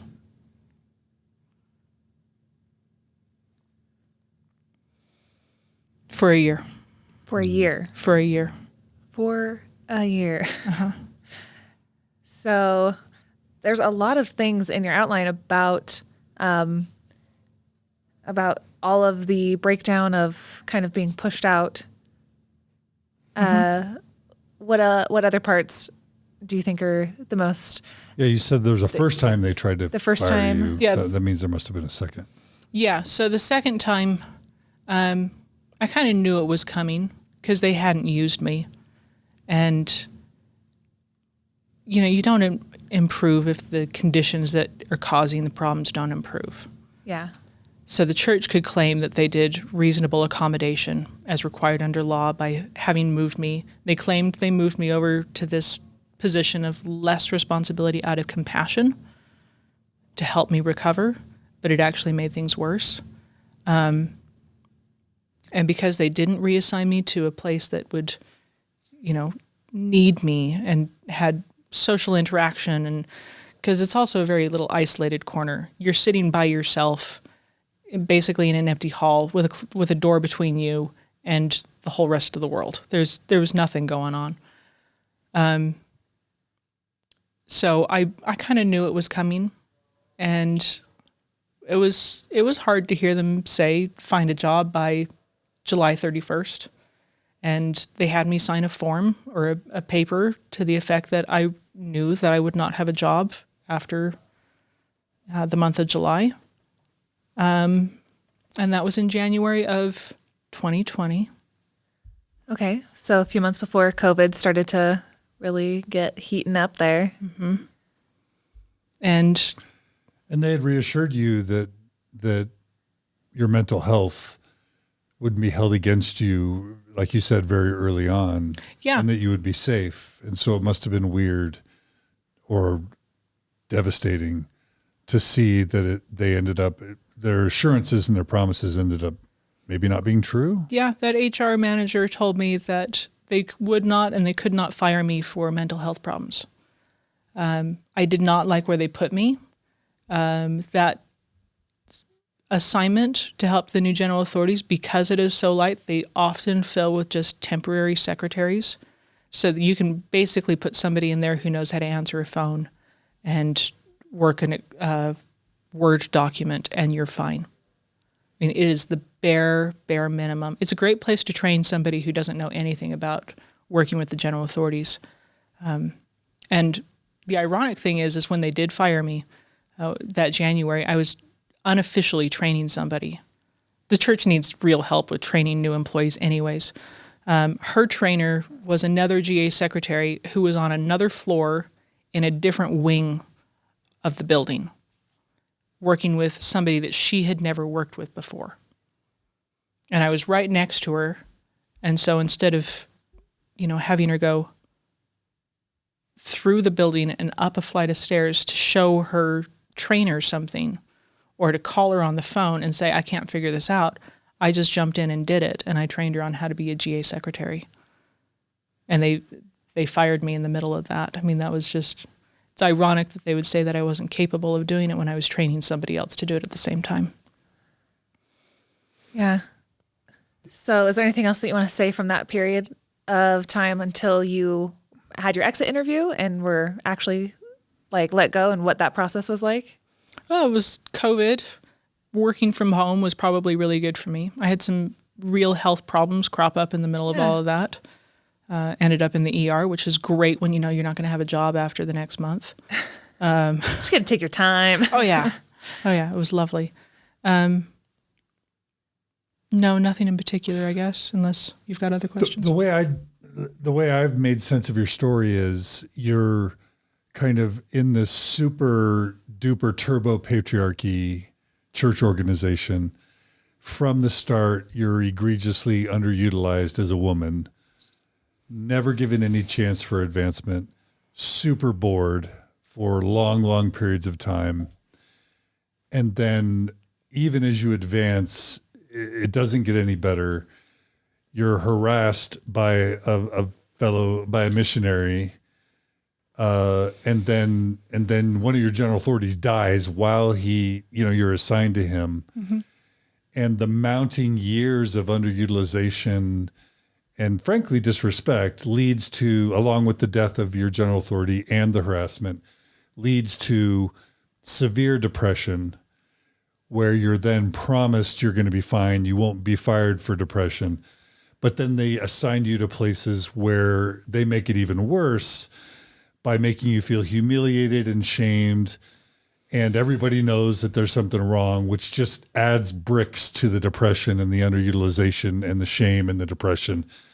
And then to add insult to injury, after promising you that you can't be fired for depression, then after making your depression work, then they just go ahead and fire you. Yeah, and they tried to fire me once and then actually did fire me the second time.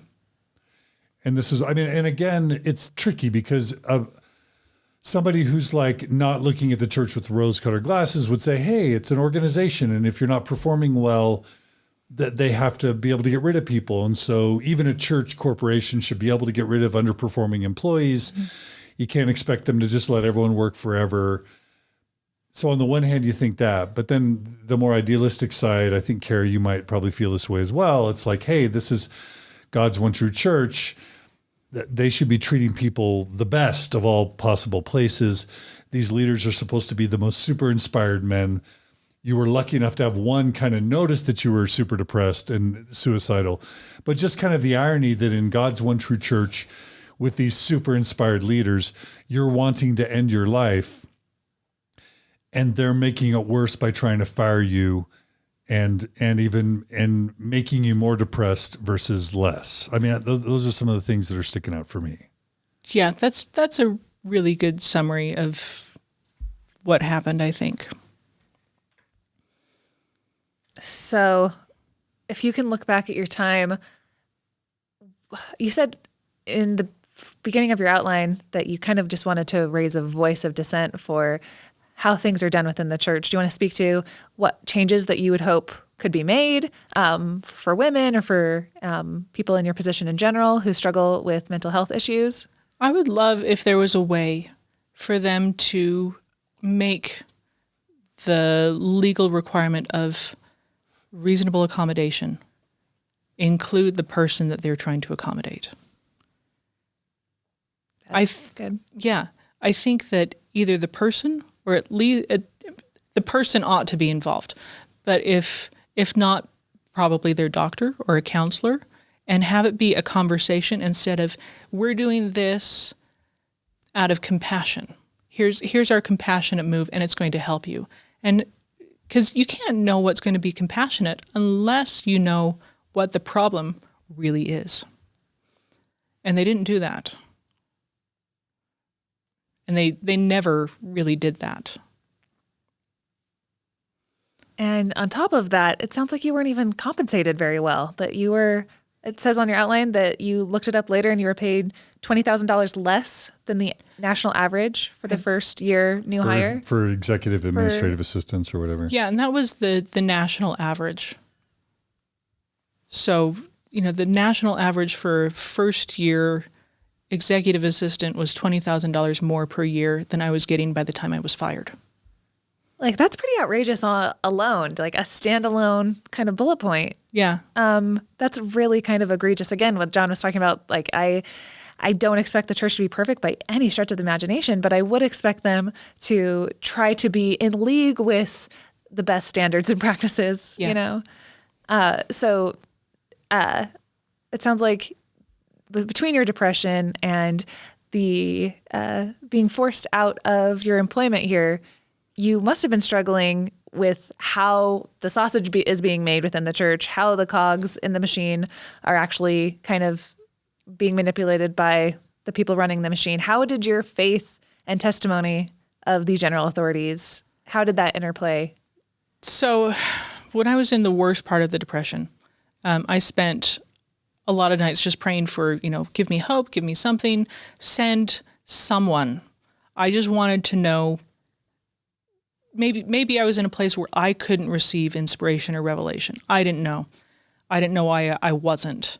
Because I was doing all the things. I was reading, I was praying, I was in the temple every Saturday as a temple worker. I was working for the church. My life was church 7 days a week. Right.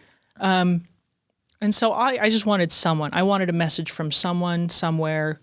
If I couldn't get it myself, to send someone.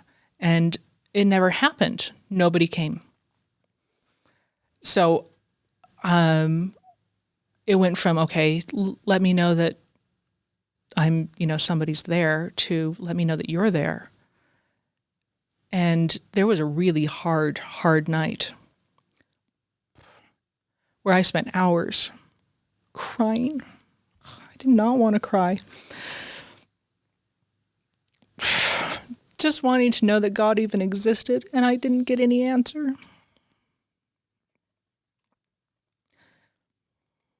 So I look back at that as the moment that my shelf broke. But I continued to ignore it because, I didn't want to admit the fact that that was what had happened, that I had lost faith.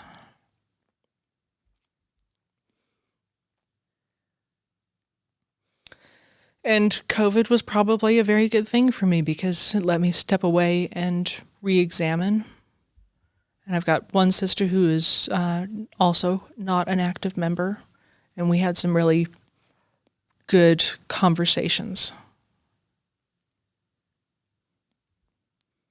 Hard conversations, some of them, about faith and sexuality and church and all the things we've talked about here. She knows everything. Mm-hmm. Yeah, and stepping away and getting out of it and getting away from working for the church probably let me breathe a little bit and come to some conclusions. And I held on hard. I did not want to be that one who had, failed the family or whatever by stepping away from the church. And I worked my way through to I had another sister who got married just recently in the temple, and I thought, okay, well, last chance. I'll be in a temple. And I hadn't been in a temple for a while because COVID and all of that. It's last chance. And it was a nice day. It was a beautiful day. Her wedding was beautiful, but I didn't feel anything special, and I didn't get any of those messages of, this is the right one. This will fix all your problems. And I just thought, okay, I'm not going to live the lie if I don't believe that God exists, or that if he does exist, that he cares enough to talk to me. Then all these other things if God is all-knowing, all-compassionate, and all-powerful, why didn't he answer me that one night? Yeah, a very devastating kind of shelf-breaking night that I can't imagine is like too different than a lot of people who are, in the depths of despair in a depressive episode, and they're using the only tool that they really know how to use, Yeah. which is reaching out to their Heavenly Father, and how painful that is to just not hear anything back. Yeah. And I'm assuming a lot of people will be listening to this, and I see somebody sitting in front of me who worked for the church, who served a mission, who did everything that they could to stay faithful. But it sounds like it still was not able to be enough. And you are the best person to speak to your experiences and what was not enough for you. And so in that down and depressive episode, reaching out for your Heavenly Father and not feeling anything, where did that take you from there? Just, were you still active in church? You're still I was still active holding in on church. and- I still had callings. I still wanted it to be true. So again, I pretended pretty much that it didn't happen. I held on for more than 2 years, because that 2 years? That was about 2 Oh. years. No, it was more than 2 years before I finally went, I'm done. That's 'Cause a that was- really long time. That to be was holding on. fall of 2018 when that happened. And so you continued active. Active up until, probably I would have been considered active in the church until like June of this year, Of 2021. of 2021. And we're recording this September 8th. Mm-hmm. So that's quite recent. Yeah. But I kind of given up in January. I stopped praying in January. But, that's more than 2 years of praying to somebody that I don't know if he's even there. Yeah. That's a long time And if to I could keep looking. tie this back to your employment at the church, do you have any window into, I guess, talking with other people? Is it common to have depression, or do you feel like there was any of these similar feelings and themes of the other women that worked with you in the church office buildings? I don't know. I know one secretary shared with me that she was having anxiety issues, that she had anxiety and, was diagnosed with anxiety, I guess is the best way to say that. And she didn't tell anybody. She told me because she was right there the day that I was moved. So, it was kind of a tearful day, and we had a conversation. She's pretty much one of the few who knew that I was dealing with depression. Somebody that had your back a little bit? Yeah, she did. Oh, good. Yeah, she did. But I think a lot of mental health issues working for the church were kept kind of undercover, because the implication of having a mental health issue means that something is wrong. Something is, something's not enough. Something, you're supposed to be happy. This is the church of, men are that they might have joy. And Yeah. they lived after the manner of happiness. And that thought of the church is supposed to make you happy. And so if you're not, it's you and not the church. There's always something you could be doing better, doing more of. You're not doing right. Mm-hmm.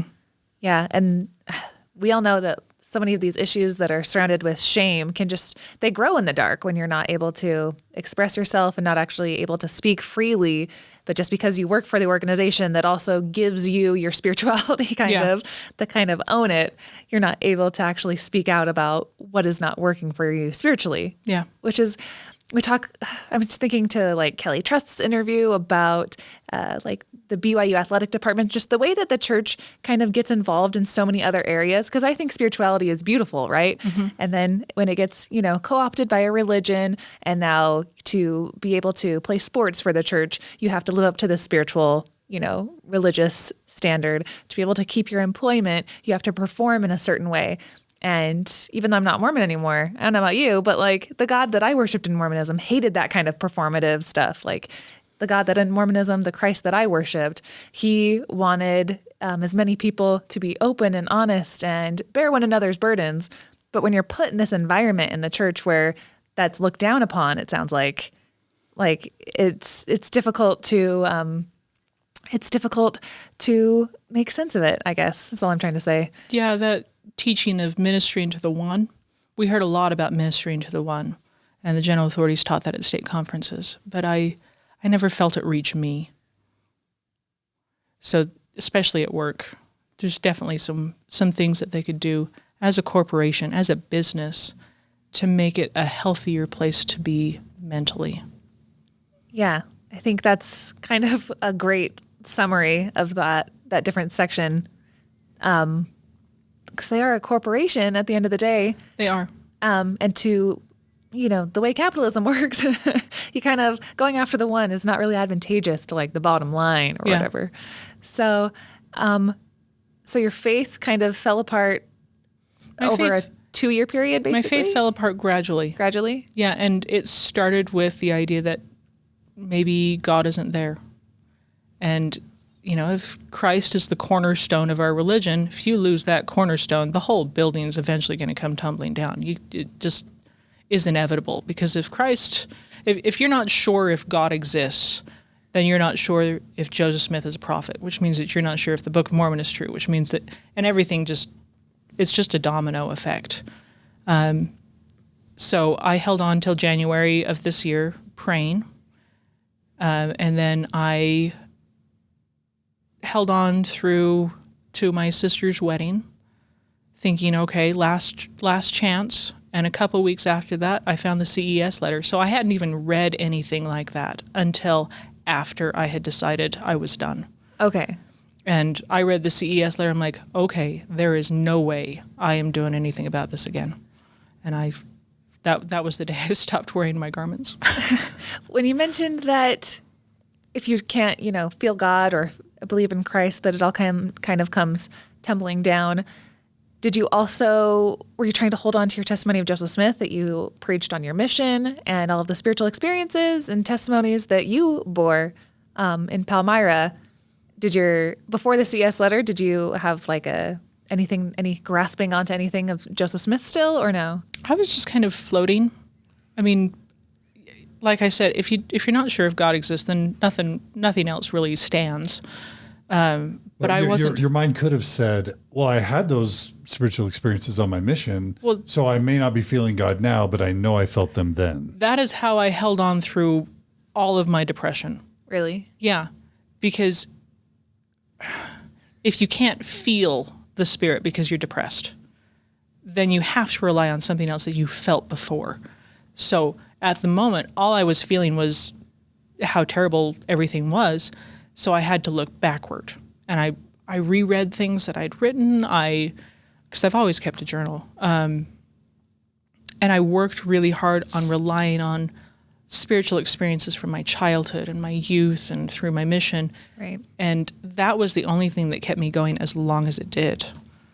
What led you to ultimately decide those weren't adequate?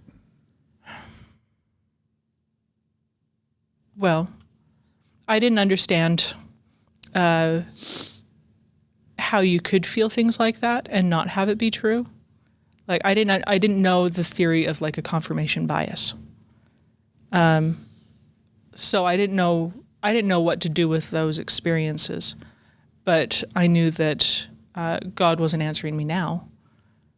So there was something that was off or wrong or needed correction. And then it wasn't until I found the CES letter that I was like, no, there's got to be something different. There's got to be another reason why I would have felt that way, and came across the idea of, confirmation bias, and everybody wanted me to feel this way. And I did the thing. And so, and this thing happened. And so it must be related.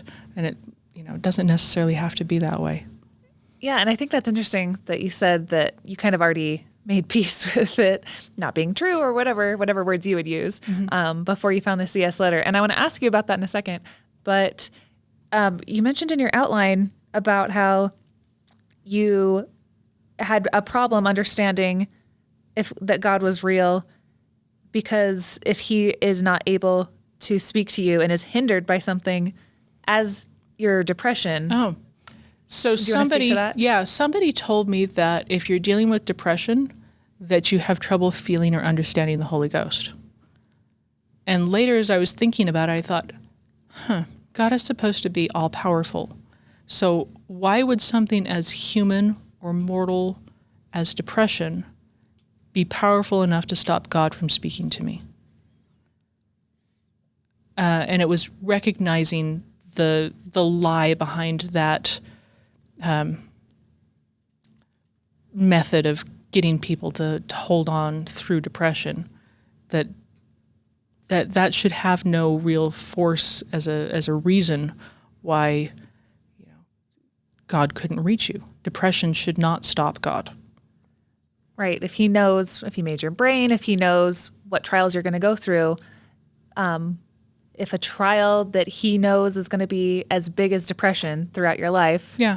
and he set up the system in a way that he knows that you're going to completely be unfeeling to the Spirit through a good portion of your life, Yeah.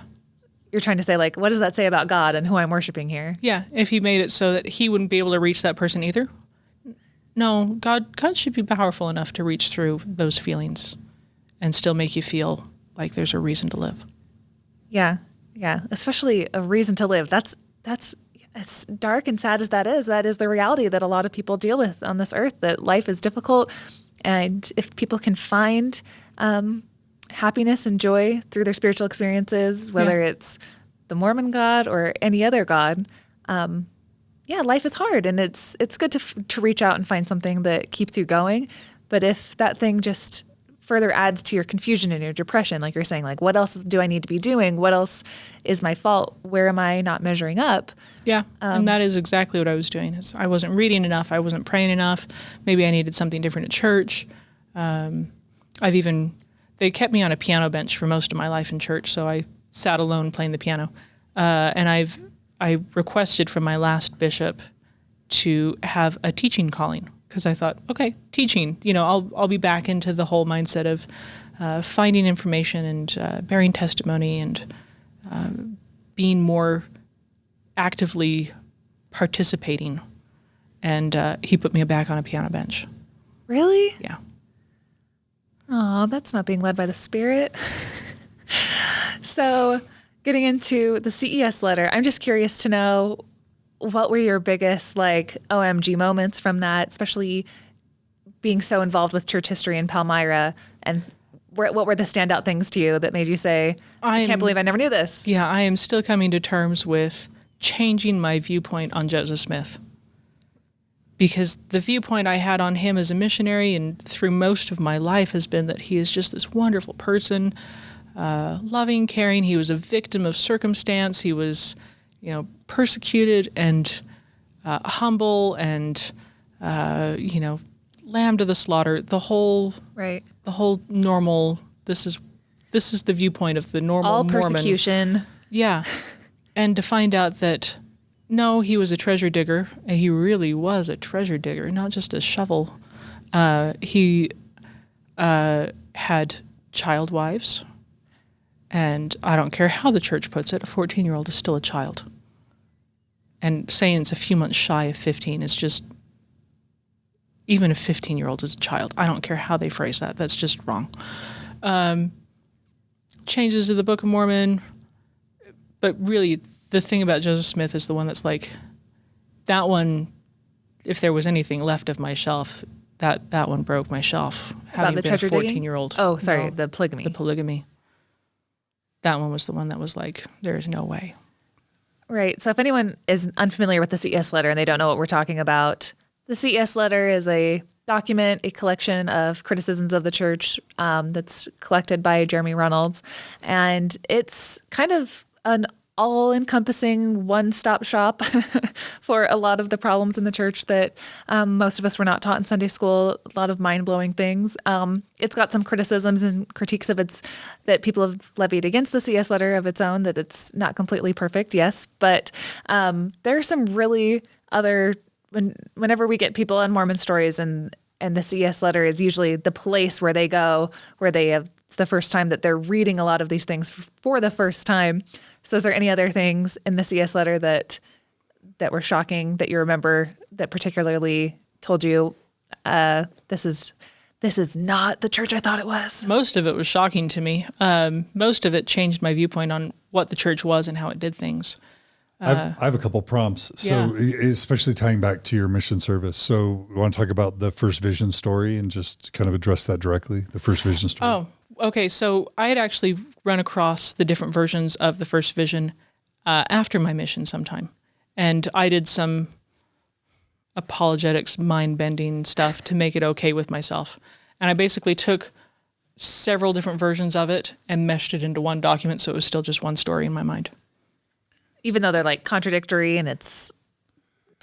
What did you end up concluding? Yeah, what did you end up concluding? Once you were open-minded about the first vision? That it was all just made up. It's all just, it's a fairy tale. The church is a fairy tale. And the thing about fairy tales is you're not supposed to believe them. You're supposed to learn from them. And that's why fairy tales still have value in today's world. But this fairy tale we were brought up to believe was completely true. And as soon as you realize it's not, you can't go back and go, oh no, there's magic in the world still. You know, unicorns are just hiding in the forest over there. You can't pretend. You know, it was just a fairy tale. And as somebody who read a lot of books, a lot of novels, what'd you say when you were a teenager? 30 a month in the summer? Yeah, one summer, 30 a month. You must have had like a shelf cracking moment realizing that like if this is a fairy tale, this is a novel. This is like a man's kind of Bible fan fiction. Yeah. Did you start to be like, oh, I see what he did here. This is like an author playing around with mythology? And I could see a little bit of that. I used to say things like, but he wrote it all in, X number of days, whatever it was. And you could only write a book like that if you were inspired. And then afterwards I realized, oh, he's been telling his family stories about the Nephites, like a dinner time or evening activity. So this is not just, I made this stuff up in a month. He had 4 years. And I'll tell you what, 4 years of research and preparation to write a book is plenty of time. Right.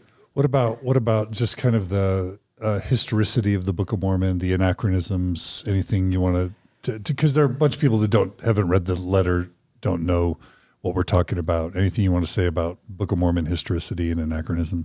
Well, it's not accurate. It's What about it? There were no horses. There was no steel. There's no evidence of communities or cities or anything like that on the North American continent. Or Central. or Central.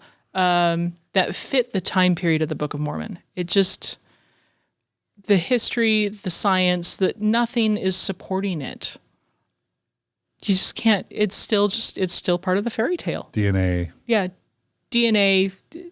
They're finding remains that are tens of thousands of years old in other parts of the world. Human remains. Yeah. And there's no reason why we shouldn't be finding evidence that would go back a couple thousand years to prove that the Book of Mormon was true. There's no arrowheads. There are no swords. It just doesn't hold up. You can't say that. Well, there's arrowheads. Well, yes, but they're not, they're Native American arrowheads, and they can tie them to specific cultures. Yeah. How about Book of Abraham? Did you study that? I did see that part. And I think you've done some great podcasts on that, haven't you? Yeah. Book of Abraham. Just another fairy tale. Not a translation of ancient Not a Egyptian translation. Records. Nope. Yeah. Nope.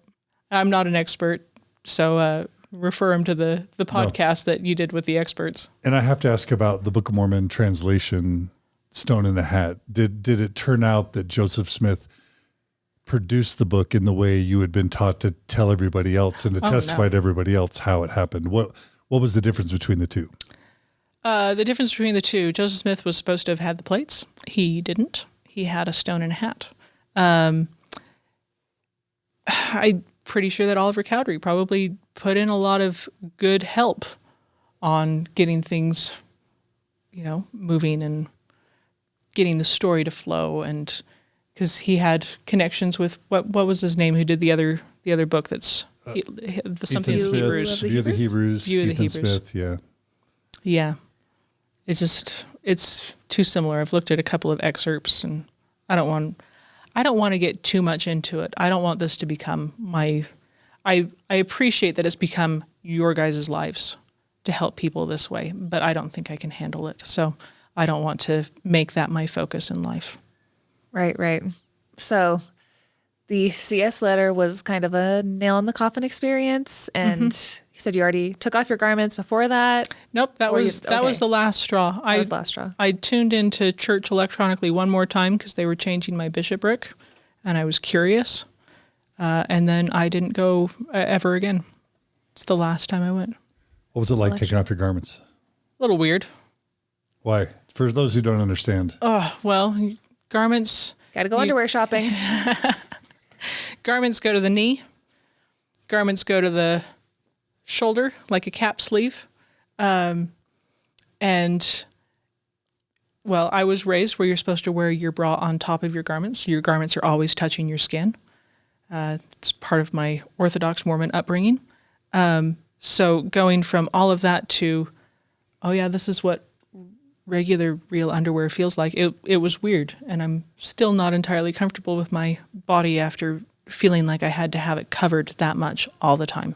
Yeah. It was nice this summer though, when we hit 106, to not have to wear a second layer. Yeah, that's incredibly true. Yeah, because from the time you probably got endowed and through your mission, and then you lost your faith in, it sounds like, your early 30s, right? And that's a long time to be conditioned that you need to cover your body with 2 layers. And I'm telling you, listeners out there, I have 2 years into my faith transition, or whatever you want to call it, and I still kind of wish I was wearing garments sometimes. It still feels so weird. It still feels weird, and like, But it also feels good. It feels good, especially in the heat, but it's weird. It's like you're conditioned for a decade to. It is weird. You're like kind of checking. You're like, oh yeah. Yeah. Like, oh wait, I don't need to do that anymore. So it is like, yeah, it's freeing, but. It's very freeing, very comfortable. I found it very comfortable. I know some people probably don't, but I found it very nice to remove some of the confinement or expectation or that side of it. It's more mental, I guess, than physical. Mental. Yeah. That's what I was trying to get at. Like, you still have to rewire your brain in some ways, or like I'm assuming you brought your coffee in here today and you can start. Oh no, chai. Chai. You went back to chai. You got a taste of it. Yeah. Yeah. On my mission, right? Right. Yeah. You got a taste of it and you're like, this is the Lord's brew. And so, it's good stuff. Yeah. You're caffeinated. What else were you able to like finally experience or express or do after you left the church that was meaningful to you? Well, it's not been that long. It's only been a couple of months. So I haven't done a whole lot. I am going back to school, and I'm sure I'll experience a few things there. I've had some good coworkers who have, since leaving church employment, I've been working retail, and I've got a couple of good coworkers there who have been very, very supportive and wonderful. What are you going back to school for? Archaeology. I'm going to go study the history and the science of stuff. Well, come back in a little bit and tell us all about it. Yeah, we would love to have a post-Mormon archaeologist on. So the other question I wanted to ask was, speaking of uncovering things like an archaeologist, throughout this whole process, if you could just summarize and describe what has your faith unraveling felt like during and post, like what place are you in right now? During was really hard because I was always afraid of how my family was going to react. That very Orthodox upbringing. I am probably very lucky that some of my aunts and uncles have also had issues with faith. Most of them have left, or most of those that left came back. So I'm sure my parents are hoping that will be my story too.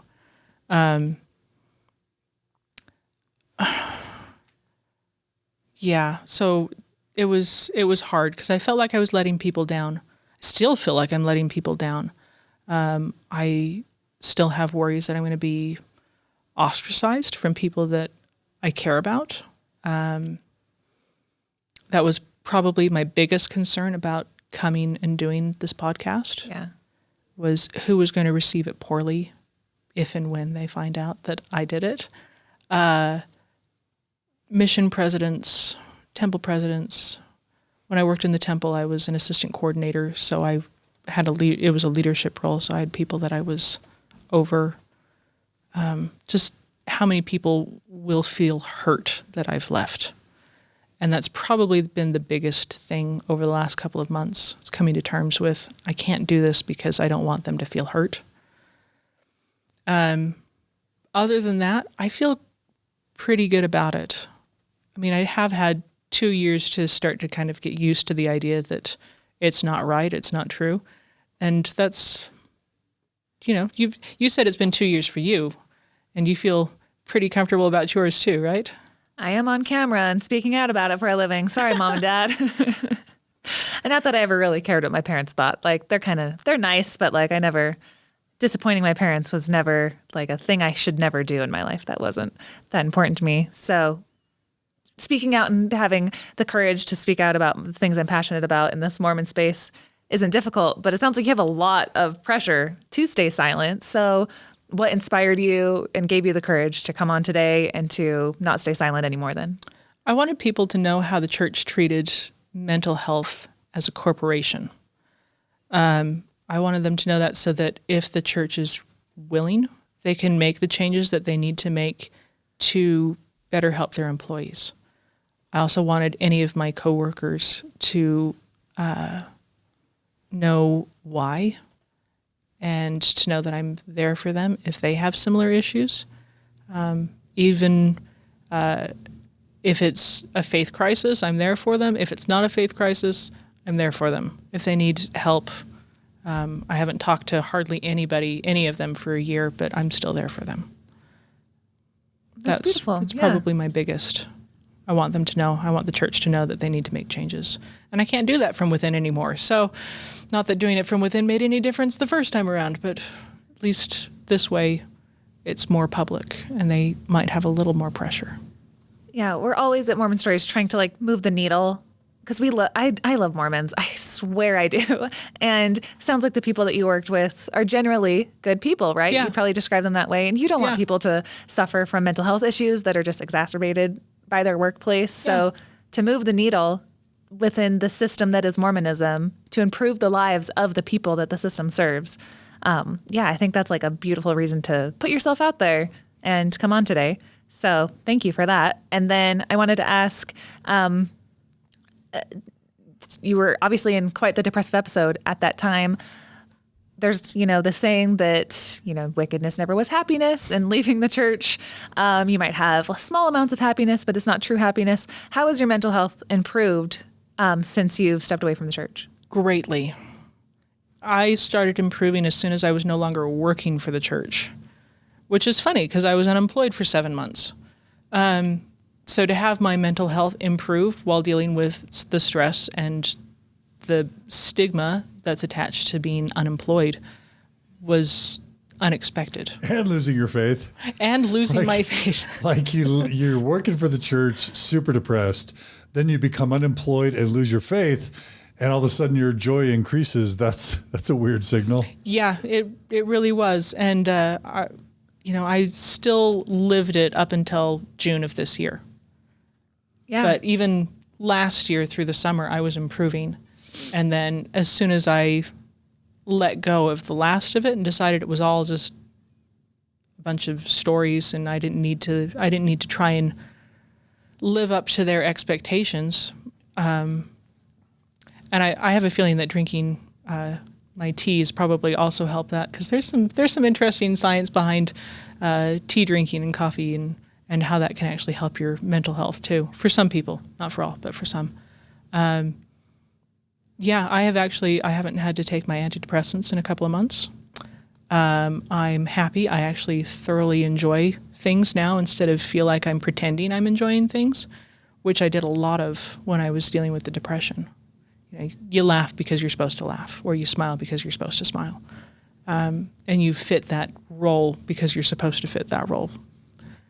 And I don't do that anymore. If I'm sad, I can say I'm sad. If I'm happy, It's because I am genuinely happy now. Yeah. So when you were saying about how you were kind of in a performative role, trying to fill the role, whether it's for other people or whether it's the only system for spirituality and upliftment that you know of, if there are people listening who are maybe on the fence, whether to stay in the church or leave, or maybe they've left or are still completely active members, if you could speak to people who are depressed and they do have to fit into a certain box within the church, that they feel like they've outgrown and that you need to move on, kind of speaking to maybe you of 2 or 3 years ago, what advice would you give listeners who desperately feel like they need the courage, they need the space to move out of that Mormon box? Or they're just stuck in depression, you know? Well, my first thing is get the proper help, because it's not something you should have to deal with alone. I am looking forward to going back to school because I will have full medical coverage again, and I thoroughly intend to do some counseling because I need it. I've had enough crazy, creepy stuff happen in my life that I need to work through some things. And it's healthy. And you wouldn't just, if somebody fell and broke their arm, you wouldn't say, oh, you'll be fine, the pain will go away eventually. You're going to go and you're going to get it taken care of. And it's still going to take time to heal, and you might have repercussions afterwards, but it's still going to take time to heal. But we do that sort of stuff with mental health all the time, and we can't. We really shouldn't. So my first thing is go get proper help, and there should be no shame attached to getting help. The second thing I would say is that faith is an individual choice, and if you're sitting on the fence, you need to figure out why you're sitting on the fence. And then make that decision with as much information as you can. I'm not going to try and swing people one direction or another, but look at what you're doing and why, and then make a decision. That's incredibly good advice. Yeah. Salient, right to the point too. Yeah, getting help and actually figuring out how to get to work. And again, like this, I love how you said, like, I'm not going to, tell people where and what they should do exactly. And I hope that nothing that I've said or John said during this podcast would tell people one way or the other what they should do. But access to information, things that a lot of Mormons in the church might not recognize, that their depression or anxiety or, a myriad of different things could be caused by the very system and the very place that they go, the hospital for the broken, the very place that they go that they're thinking that they're getting healing from could be the very place that they might need to step away from. And I think I've heard enough stories about people taking a step away during COVID and church being shut down for a while for them to recognize that that space was where their mental health improved the most. Yeah. So, and then I wanted to ask, so you're technically still a member, and you're still a member, you haven't put in your resignation papers from the church, I'm assuming. And are you afraid that you might be called to a disciplinary, like an excommunication, council of love, or that you might have a lawsuit from the church against you, maybe? Is there any fears? I don't think I've said anything here that would warrant a lawsuit. I also don't think that the church would want to have all of this aired. So if they did a lawsuit, it would just be giving it more airtime, and I don't think that would be a move that they would want to make.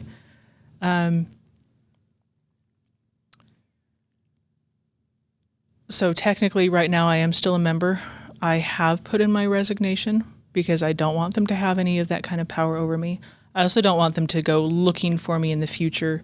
I know this has been a tender issue for my parents, so I don't want them later to keep getting phone calls about, we're trying to locate your daughter and we need to find her records. Right. And so it's kind of half and half of, I probably jumped on a little sooner than I was technically ready for that kind of a move. But if I wasn't, it's like if you're a member of anywhere else and you decide you never really want to go back, you wouldn't keep your membership any longer. I mean, if it was a gym or a library or anything, you're going to go, I'm not going to keep that and have them continue calling me and bugging me to, come back in or whatever. if I decide sometime in the future for some odd reason that I do want to go back, there's a process and I can go back. Right. And if you don't mind, I have a way to ask this question because there's a question I want to ask. I was going to do it, but fine. No, well, I was trying to get creative. I was just trying to show off for my boss, John DeLynn, how I can creatively ask a question that was like 19 bullet points back. Well, I just thought of a way to ask it because there was a story you told in your outline that I want to have you tell, but I thought of a way to set it up because there was something, a summary I wanted to make, which was that it must have been weird to be working for the church as a woman, knowing that what the church wants you to do is kind of what Carah did, which is like get married as early as possible, preferably 18 or 19, start having kids immediately. You know, if you go to BYU, great. If you get your degree or not, doesn't matter. Marry your RM and have lots of kids. And that's kind of what Carah did. She did the right way. You actually graduated from college, served a mission, and then you're working for church headquarters. It must have been weird to be working for the organization that wants you to go be Carah. And instead, year after year after year, you're working towards, I don't want to say spinster. Spinster is probably a really offensive, awful term. But there is, I worked at church headquarters. There's the stereotype of a lot of these administrative assistants that never get married. And there's something about being in that role that doesn't really lead to you, and maybe it's all the creepy men you meet that are trying to marry you as polygamous wives, but year after year after year, you're reaching your 30s, never actually living the life that the church you're working for is trying to set you up for. So that must have been weird. But then I want you to tell the story of what your stake president told you. I know it's at the end, but we want to tell this story. Take as much time as you want. Because this is like a perfect TikTok story, and we want to hear it. But give it whatever setup you want to. Okay, so being single in the church as a working woman is not that unusual. It's kind of like you get married and you start to have kids, and the cultural pressure. I don't want to say that it was a corporate pressure, but the pressure, the cultural pressure, is that you're going to now become the stay-at-home mom. And I've watched that happen to a number of people while I was working there. But the story you're referring to happened with my single stake.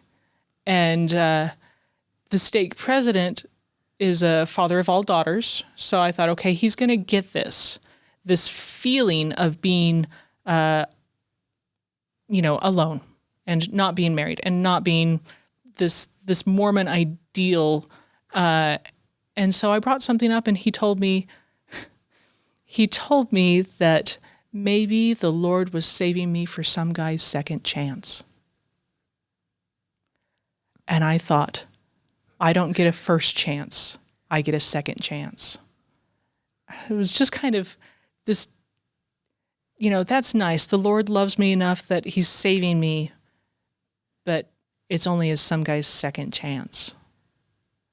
It's like calling you takeout food that like somebody, Leftovers. like your leftovers in the fridge. Yeah, and it felt a little like that. And I know he didn't mean it that way. But I think the way he said it really revealed the way that people think about single women in the church. Right. So it's always in this like patriarchal structure of men get to do the picking in that way, that it wasn't phrased in a way where like you have somebody that's like going to be perfect, that's going to be a great companion for you, and that you'll be bonded and work together well. It's like if something doesn't work out for somebody, you'll be the leftovers for some other guy. Yeah. So the Lord be happy about it. The Lord is saving me as a single, lonely, celibate woman until sometime in life, in my 30s, in my 40s, sometime, as some guy's second chance. Oh, and by the way, if you don't get married in this life, you'll at least get married in the next life, right? So, just be happy with your single, lonely, celibate life until you make celestial glory. And you can get married there, probably in a polygamous relationship, but okay. But ironically, you now get a second chance for you. You get a first chance at real, authentic happiness It's kind of beautifully ironic that you get a second chance now at happiness, and you haven't married some guy you didn't want to marry, made a bunch of promises that now would have fallen apart, had a bunch of kids that would have made it all complicated. You are still young enough to have your kind of real, authentic first chance. Yeah, and that's really nice to think about. I'm going off and going to school, and I get to have this opportunity to live life. And I'm super excited for it. I can't even believe that it's actually happening. I'm so excited for it. Yeah. Everyone wants to go to college and redo it again when they're not Mormon, you know? I kind of do. You did, didn't you? Well, I was married. I don't know that I got the full college experience being married with PhD is 4 not kids, quite as grad fun, school. but yeah. Not quite the same level it's of fun. fine. Yeah. I'm super happy. I love Margie. Love you, Margie. Love you, Aaron. I'm a UVU dropout. So when people talk about college, I'm like, oh yeah, people do those things. I forget sometimes. I'm sure it'll be different being a woman in my 30s. In the UK. In the UK with a whole bunch of teenagers. It'll be an experience. Like 18-year-olds? Yeah, it's college. It's an undergrad. Yeah. I'm doing a second undergrad. I'm not going to make any jokes. I'm not making any jokes. I don't even know what joke you would be making. Me neither. No. If I told you, I'd be trying to make a bad joke, so I'm not going to make any. Starting her own religion in the UK and marrying a bunch of teenagers? Is that the joke you're going for? Uh-oh. I'm not saying. No. Oh, okay. Absolutely not. That was the only parallel thought maybe I thought John was making. Restraint. It's called restraint, and I'm showing Something you. I'll have to learn. Okay. So anyway, so you're starting your program how soon? So I will fly out on September 21st. This month? This okay. month. Well, you spent the whole day with us. So thank you. Sure, I'm happy you to have be here. a bunch of things to do to get ready. Thank you for giving me an opportunity to share my story. It was our pleasure, obviously. And I'm about 90% packed, so don't worry about having enough time to get ready because How many books are you bringing? I don't get to take very many, just a handful. I'm sure the libraries in England are way cooler anyway. What books make the cut? Yeah. I have a handbook of British archaeology. I'm taking one novel. It's a Robin McKinley book called The Blue Sword. It's one that I have loved and reread several times. And then I've got some other history books that I think will be good resources to have on hand. There's a bunch of books, history-style books that I was going to take that have now been put back on the shelf because, you've got luggage and everything has to fit within the luggage. No Harry Potter, though. No, but I do have, a Kindle and iBooks on my phone. They give away Harry Potters in England probably as toilet paper by now. It's just everywhere. And you're an author, right? Do you want to talk about that? I am writing a book. I am probably 3/4 the way done with it, which some of my friends will be very happy to hear because they've been waiting years for me to finally write this book. And then I've started a second one, which is a retelling of The Little Mermaid. Oh, great. So the first one is a kind of a spin-off of the Robin Hood stories. And I went back to original Robin Hood legends before Victorian people got a hold of it and made it all super romantic all the time. That sounds fascinating. So if people want to follow you and be able to keep up with your work, do you have a website or anywhere that they can I'm working on setting those things up now. So I will have an Instagram, which I'm going to use to chronicle some of my adventures over in the UK. I've got Facebook. I'm working on setting up a blog. Not quite off the ground on some of those yet, but I will be. Maybe by the time this airs in a couple weeks, we can put those in the show notes. Okay. Sounds good. So let's try to work on that. So if people connected with your story and just want to keep in touch or, tell you similar experiences they had maybe working for the church or whatever, maybe in a couple weeks when this airs, they could reach out to you through Instagram or just keep up with your adventures in the UK. Yeah, sure. That'd be wonderful. Great. My last question, who's more historical, Moroni or Robin Hood? Oh, Robin Hood. They've got actual people that could have been a Robin Hood type character, and Little John, and Friar Tuck, and Will Scarlet. So you've got people behind the legends somewhere on the Robin Hood stories. So you heard it first. Robin Hood is more historical than Moroni. Hey, Moroni is a city somewhere in an island in a Comora Islands? Yeah. You can go visit that, right?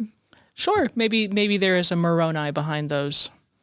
But I don't think that there was a Moroni angel who brought gold plates to a boy in upstate New York. Some people say it's a pretty compelling story, though, and that does not sound like you agree. Fairy tales are great. Fairy tales are great. They teach you lots of things, and it's okay to learn things from fairy tales, as long as you remember that it's a fairy tale. Well said. Well said. Well, Camille, we're coming to the end of probably 4.5 hours together today.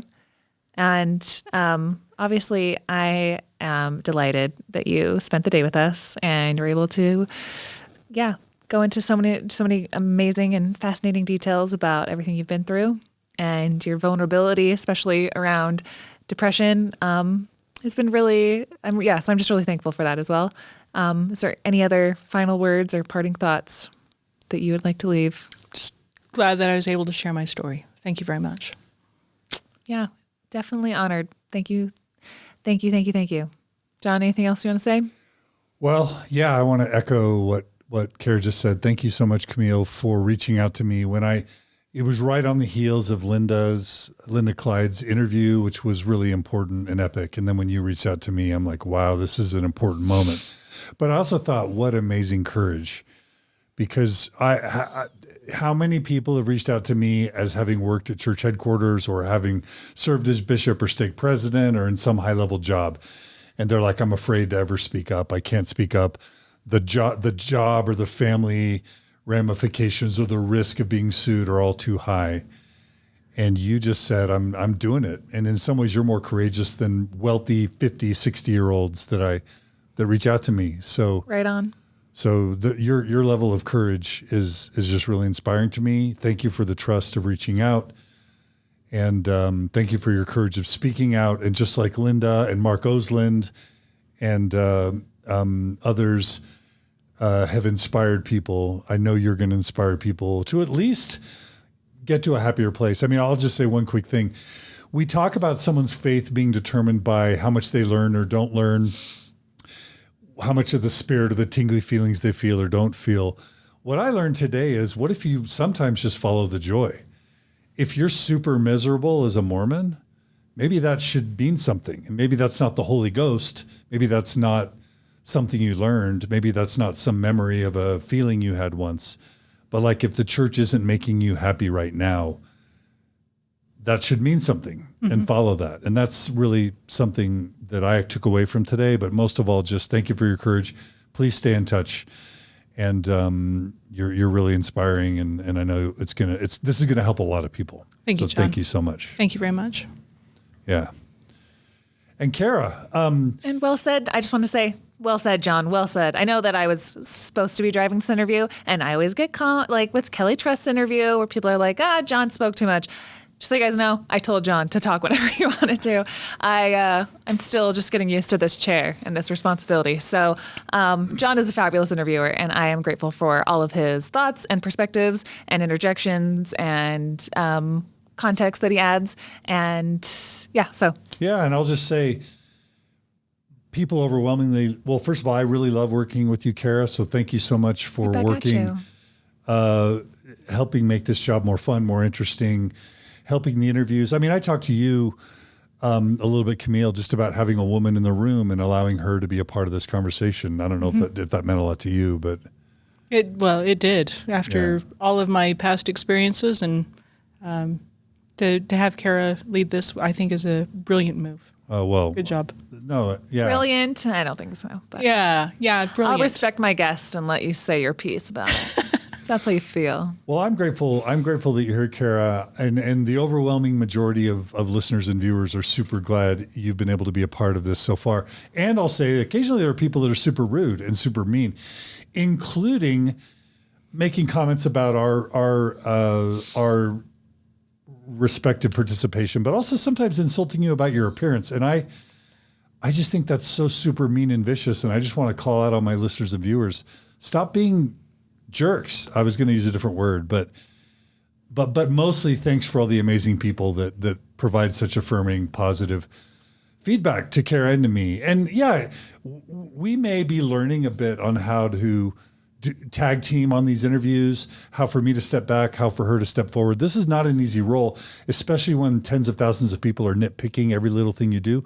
So I want to thank the people that are kind and generous and supportive, first of all. And then secondly, I want to just call out the people that are rude or mean or insult her appearance or my appearance or just our attempts at learning to work together and collaborate. I just want to say, don't be a jerk. We want constructive feedback, but also give us time and patience to kind of learn to work together, because everyone should deserve that. And this job is hard. And Carah, I just think you do a great job at stepping in and just running with it. And so I'm grateful for that. Yeah. Thanks, John. No one will know how hard John DeLynne's job is until you do 10 or 20% of it, as I have tried to do. So John has a very hard job. Go easy on him. I have a semi-hard job, but I enjoy it. And if you want to make fun of me, do it on my TikTok, because that's how I get great content. Anyway. And more views. Yeah. Yeah. No, seriously. I like when people levy criticisms against me on my TikTok, but not for Mormon stories. Let's keep this platform pure. Anyway, why don't I go ahead and wrap up? Yeah. Talk about donors. Everything. Yeah. All right. Well, obviously, this has been a very fantastic and fun and interesting and dynamic interview from all different angles. And just want to thank the listeners for tuning in, and we appreciate our donors. And we know that not everybody can be a donor to Mormon Stories. And if that is not financially feasible for you, just listen and just take the content and implement it into your daily lives. That's a sentence I learned at church, so it's still true. Just listen to it, ponder on it, give it some time to meditate in your heart and mind, and then if you feel like donating, that's fabulous. If you can't, no hard feelings. But we do lose donors sometimes. Every month we are completely donor funded. But hey, if people have moved on or COVID hit them particularly hard or their situation has changed and they can't donate anymore, we totally understand, but we do need to replace those donors. So if it's financially feasible for you, please go to mormonstories.org, and at the top you can become a monthly donor, a one-time donor. You can do $10 a month, $20. You can do literally, the sky's the limit. I won't tell you, but just do what your heart tells you to do and try to donate to mormonstories.org. And we will be continuing to pump out as much good content as we can. We're trying to do 3 episodes a week. So we are on a constant, continuous stream of giving different types of content, different things that appeal to different people. So we hope that you'll find something that you connect with, that you like. And if that moves you to donate, we appreciate it. If the least you can do is maybe just follow us on Facebook, follow us on TikTok and Instagram and YouTube, and like things for the algorithm, share things with people that you think would benefit from them. And I think that is about everything. John, am I missing anything else? Oh, that was great. Thank you. Thanks, Carah. Yep. All right. So this concludes this fabulous 2-part episode with Camille Jones. Thank you again, Camille, for spending the day with us. And we look forward to everyone's comments and constructive criticisms and emails. If you have any other suggestions or things that you want to talk about, please email us at mormonstories@gmail.com. Right? All right. I didn't want to get it wrong. mormonstories@gmail.com. And and if people want to reach out to you, do you want to give out any information or just not? Email or whatever? Not at the moment, but thank you. That's fine. Yeah. We'll try to put it in the show notes by the time for her Instagram and things later on. Yeah, that'd be great. Okay. All right. Thanks, Carah. That wraps it up. Thanks, everyone. All right. Thanks, guys. Take care, everybody. Bye.